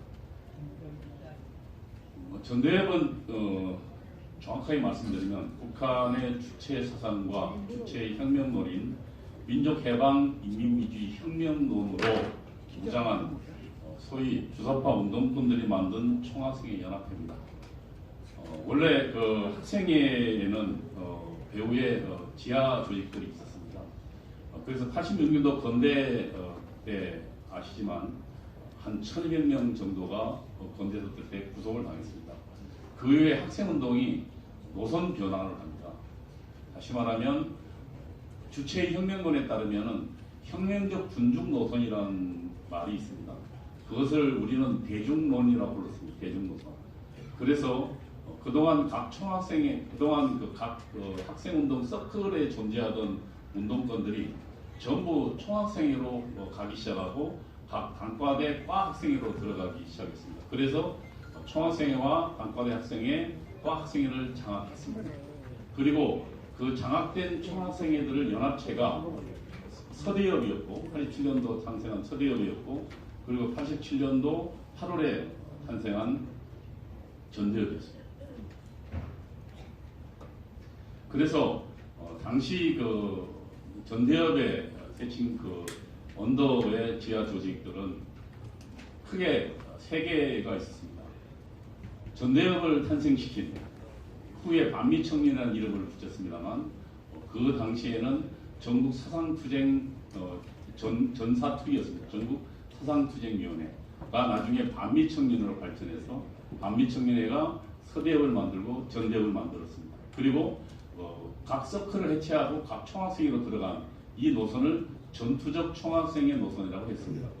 전투적 총학생회 노선이란 총학생회를 혁명의 기지로 삼겠다는 그런 논의였습니다. 북한에 저희가 그 전대협 때 했던 것들의 가장 큰 것은 북한의 혁명론을 우리는 받아들였습니다. 그리고 북한의 주체 사상을 우리는 수입했습니다. 당시 연세대학교 내에서도 5개의 지하 예를 들면 그 방송 청취 팀이 있었습니다. 그래서 매일 돌아가면서 북한에서 국외 소리 방송을 청취하고 거기서 되는 내용들, 혁명론 그리고 역사 강좌 그리고 투쟁 노선들을 저희가 방송으로 청취해서 타자로 쳐서 그것을 각 총학생에 게시하기도 하고 그리고 문구를 만들어 뿌렸습니다. 그리고 그것에 지시되는 내용들을 따라서 저희가 투쟁을 했습니다.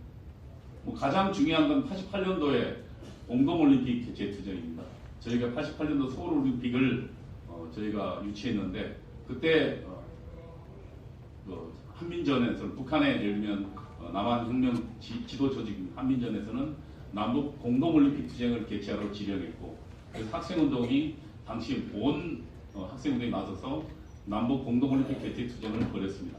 그것은 아마 당시에 88년도, 87년도의 문건을 통해서 확인해 볼 수 있습니다. 87, 민족해방 민주주의 혁명론의 핵심은 자주민주 통일로 요약됩니다. 자주는 반미투쟁을 말합니다. 구체적으로는 주한미군 철수와 한미동맹 해체를 말합니다. 민주는 반파쇼 투쟁을 말합니다. 구체적으로 국가보안법 해체와 공안통치기구, 당시 이제 주사파 운동권 용어로는 공안통치기구입니다. 다시 말하면 국가정보원, 공안경찰, 국군기무사령부를 해체하거나 무력화하는 것을 말합니다. 우리는 이러한 것들이 사실상 문재인 정부에 들어서 많은 부분이 달성됐다는 것을 확인하고 있습니다. 그리고 양심수 석방투쟁입니다.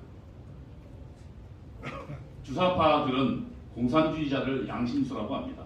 그래서 이들을 석방투쟁을 벌이는 것입니다. 그 다음에 마지막 통일입니다. 통일은 연방제 통일을 말합니다. 연방제 통일을 그리고 연방제 통일을 위해서 남북 간의 국민들을 서로 하나로 뭉치는 연북의식을 고취시키는 그런 활동을 말합니다. 우리 민족끼리 등은 이를 위해서 만든 북한의 전략적 용어들이라고 이야기할 수 있습니다.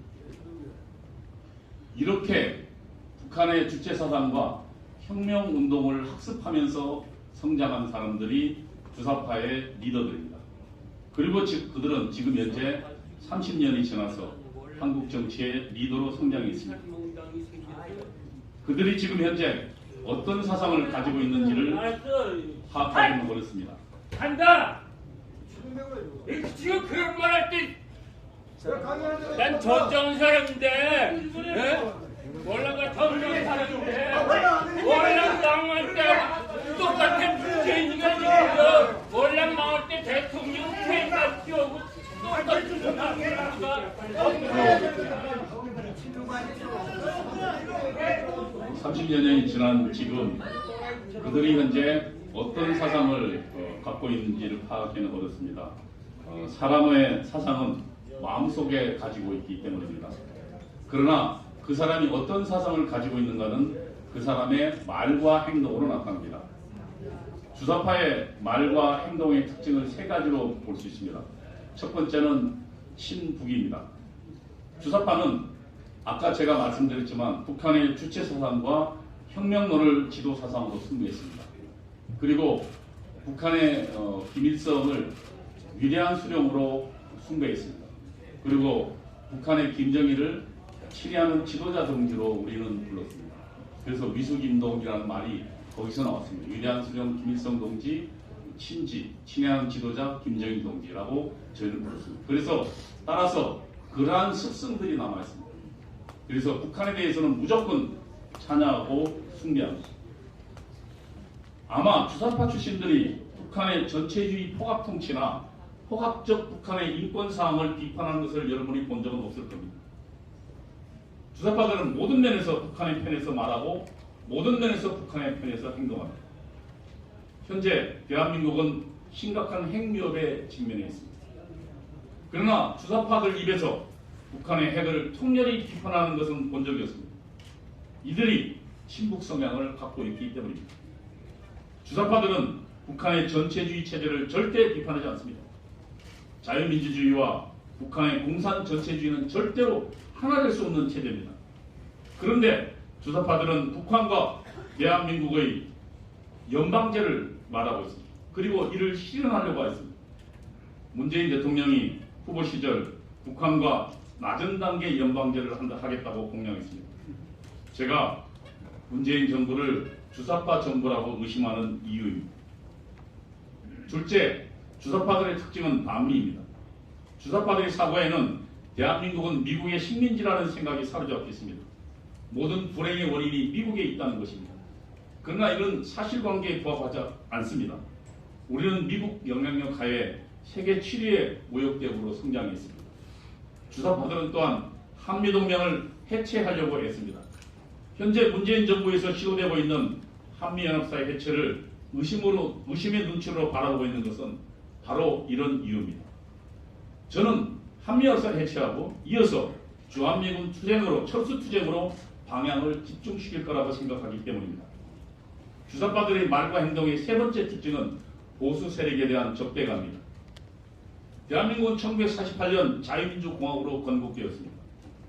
우리는 시작부터 봉건제의 나라인 조선으로 돌아가지 않았습니다. 국민이 주권을 가진 민주공화국으로 건설되었습니다. 이는 정치혁명이었습니다. 이어 대한민국은 자유시장 경제 체제하에서 전 세계가 놀라는 한강의 기적, 즉 산업혁명을 일궈냈습니다.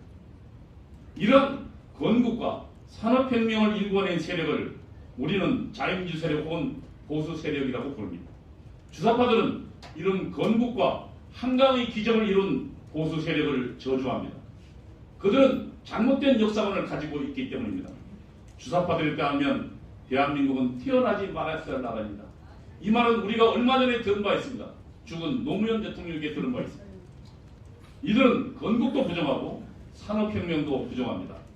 따라서 건국과 산업혁명을 일군 보수 세력을 저주하는 것입니다.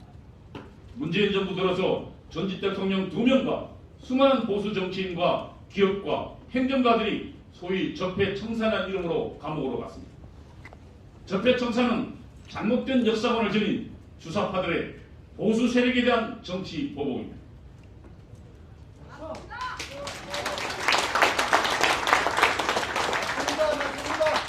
문재인 정부의 주요 인사들은 집권 전부터 보수 세력을 불태우겠다고 공언했습니다. 그리고 정권을 잡은 현재 이들은 현재 적폐 청산을 통해서 보수 세력을 불태우고 있는 겁니다. 저는 이런 세 가지 특징의 말, 반미, 그리고 친도, 그리고 보수에 대한 적대감, 이걸 통해서 현재 문재인 정부와 그리고 이 정부에서 있는 주사파들이 그들의 행동과 사상이 바뀌지 않았다고 저는 확신하고 있습니다. 저는 이상의 이유로 정광훈 목사님의 성명을 지지합니다.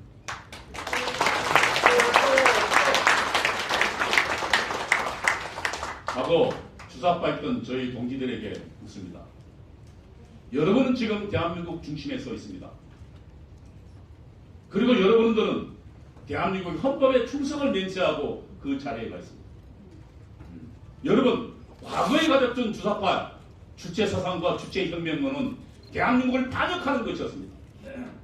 그렇다면 지금 여러분들은 여러분의 생각은 어디에 가 있습니까? 여러분은 저희 이 질문에 답할 의무가 있습니다. 왜 대한민국 세력으로 그리고 대한민국의 막연한 자리를 갖고 있습니까? 저는 문재인 정부와 대한민국 주사파 출신의 정치인들에게 경고합니다. 만일 이들이 대한민국 헌법을 무시하고 그리고 아직도 과거에 잘못된 생각을 가지고 있다면 대한민국 국민으로부터 엄청난 저항에 부딪힐 것입니다. 감사합니다.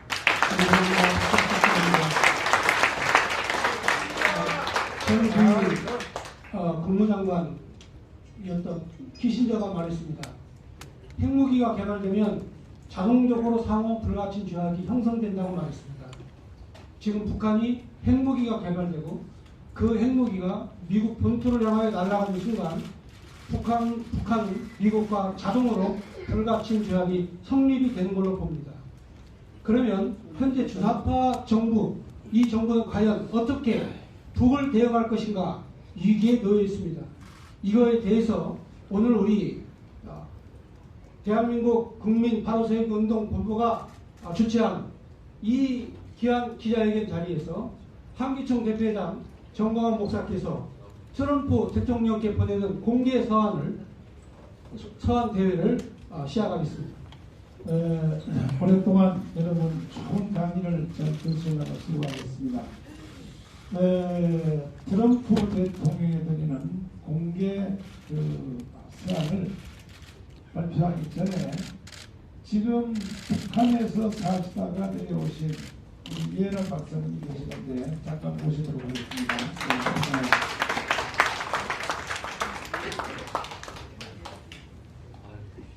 네, 안녕하십니까. 저는 대한민국에 온 지 20년 되는 태국자입니다. 제가 올 때 4개월짜리 아들을 업고 왔고 가다가 잡히면 쥐약을 먹고 죽으려고 쥐약을 갖고 왔습니다. 최근 해산에서 10명의 탈북자가 3명이 총에 맞아 죽고 나머지 7명은 독약을 먹고 자살을 했습니다. 지금도 북한에서는 그 지역을 탈출하기 위한 탈북자들이 지금 대한민국을 찾아오고 있는데 참으로 참담한 것은 대한민국이 지금 북한을 많이 닮아가고 있다는 것입니다. 저는 제 목전에서 우리 아들이 살아가야 할 이 나라가 북한의 공산주의 봉건 왕조 지역을 닮아가고 있다는 것이 너무 슬프고 너무 고통스럽습니다. 그래서 저는 정광훈 목사님께서 문재인 하야 투쟁에 나서신 것을 적극적으로 지지합니다. 지금 지키지 않으면 우리는 이 조국 대한민국을 절대로 지킬 수 없습니다. 북한 주민들이 왜 70년 동안 그렇게 사시는지 아십니까? 그분들은 노예가 됐기 때문에 힘이 없어서 북한이 잘못했다는 것을 알고 있지만 그 노예의 상황에서 벗어나지 못하고 있는 것입니다. 그런데 우리나라에 지금 장성하고 있는 이 종북 노예들이 대한민국에 지금 김정은 국무위원장 연구 모임을 만들어 가지고 김정은의 세심함, 김정은의 위대함, 김정은의 경천함 이따위들을 연구한다고 하면서 지금 대한민국을 종북의 노예로 지금 우리 국민들을 종북의 노예로 끌어들이고 있습니다. 여러분 우리가 지금 나서지 않으면 지금 지키지 않으면 시간이 없습니다. 그래서 제가 사실은 주일날 정광훈 목사님께서 릴레이 단식 기도를 하시는 줄 알고 청와대 앞에 갔는데 너무나도 끔찍한 사실을 목격을 했습니다. 청와대 앞에 대도로변에 기간단청을 맨 사람들이 모처를 쏘고 있어요. 저는 이때까지 이명박 정부 때 박근혜 정부 때 거기 가봤을 때 한 번도 심지어 탄핵 정부 때에도 기관총을 맨 사람을 본 적이 없었습니다. 그런데 지금 기관총을 맨 군인들이 거기 지나가다가 잠깐만 멈칫하면 손에다가 방아쇠를 걸고 가라고 쫓습니다. 지금 북한 주민들이 왜 들고 일어나지 못하는지 아십니까? 북한 주민들이 아무리 바보라 그래도 300만 명을 굶겨 죽이는 나라가 좋다고 생각하는 사람은 단 한 명도 없습니다. 왜 들고 일어나지 못하느냐? 공포 때문입니다. 그런데 문재인이가 우리에게 지금 보여주는 것이 뭡니까? 공포입니다. 청와대 앞에다가 기간단청을 맺고 군인을 대체로 우리를 공포에 지금 끌게 하고 있습니다. 저는 정광훈 목사님께서 이 발표를 하셨는데 일부 사람들이 막말 목사님이라고 하는 데 대해서 정말 분노를 뿜을 수가 없습니다. 박근혜 대통령 세대 때 홍정길, 김동호 이 사람들이 뭐라 그랬습니까? 조선일보에다가 하야하라고 하지 않았습니까? 강화문 광장에 나와서 하야하라고 선동하지 않았습니까? 근데 그 사람들은 훌륭한 목사고 문재인이 이렇게 참혹하게 국가를 망가뜨리고 있는데 여기에 하야하라고 그러면 막말 목사가 되는 겁니까? 저는 막말 목사라고 하는 이 사람들은 종북 빨갱이에 부역하는 노예입니다.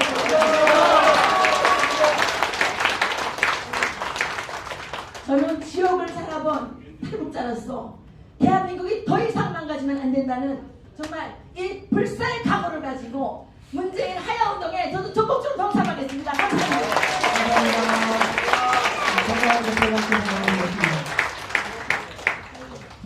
놈들이 저보고 너무 빨랐다. 아니 문재인 마음에 안 들면 3년 기다렸다가 선거 때 그냥 밀어넣으면 되지. 뭔 목사가 그렇게 급하게 말이야. 문재인을 물리적으로 하야시키려고 하냐. 이런 말을 하는데요. 내가 물어보겠습니다. 3년 기다리면 대한민국이 존재해요 못해요? 못해요 못해. 3년 지난 뒤에 대한민국이 지금처럼 존재한다면 제가 못하는 이런 짓을 하겠습니다. 그래서 우리는 올 연말까지 문재인이 스스로 걸어 나오든지, 그래서 빨리 박근혜하고 그 깜빵을 교대하란 말이에요. 교대.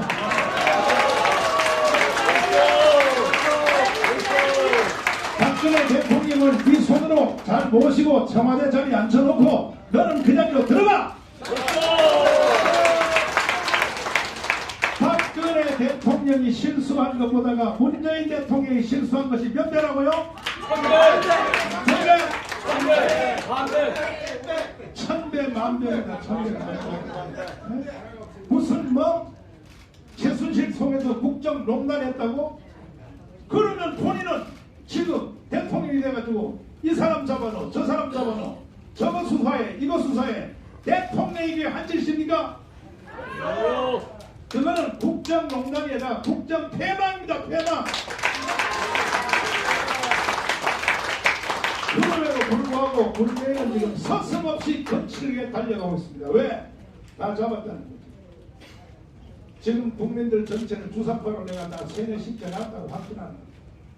그래서 지금 오늘날 대한민국 공간은 주사파들의 흐름에 동의하면 박수를 받고, 나같이 주사파들이 짜놓은 흐름을 거부하면 무조건 언론들, 여기 지금 언론들 많이 계시는데, 주사파가 만들어놓은 흐름을 거부하면 무조건 미친놈 또라이 막말한다. 그런데 저는 막말한 일 한 번도 없어요. 저는 표준말만 합니다. 표준말만.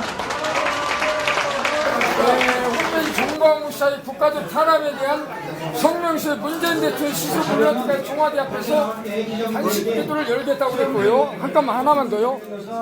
히틀러의 복거에 저항하며 독일과 유럽의 평화를 지키려 노력했던 보네파와 같은 심정이라며 대한민국과 한국교회 신앙의 자유를 수호하며 어떠한 핍박이나 박해가 와도 생명을 던지겠다고 말씀하셨는데, 네, 여기에 대해서 말씀해 주시고 고맙겠습니다.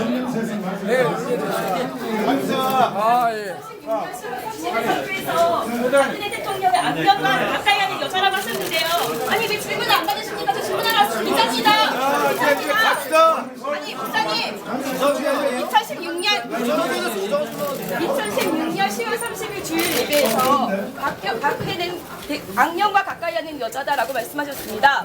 그런데 지난 설교에서는 멀쩡한 박근혜를 끌어내렸다고 하셨습니다. 이렇게 말 바꾸기를 하시는 이유는 태극기 세력을 결집해서 지금 세를 구축해서 원내 진입을 하시려는 목표가 있다고 다 그렇게 보고 있는 그에 대한 답변을 부탁드립니다. 누가 그렇게 해석했어요? 네? 누가 그렇게 해석했어요? 많은 크리스찬들이 그렇게 아무나 그러지 말고 본인의 생각이죠? 아닙니다. 자, 물어볼게요. 상식적으로 어디 출신입니다. 기자의 존재를. 네, 저 평화나무에서 왔습니다. 평화나무? 네. 분위기가 숨어서 와서 촬영했지? 숨어서 오지 않았습니다. 그래도 와서 잡혔다가 잡혔지? 숨어서 오지 않았습니다. 그리고 한 가지 더. 됐어. 나가. 야, 빨리 나가. 핸드폰 적당히 핸드폰.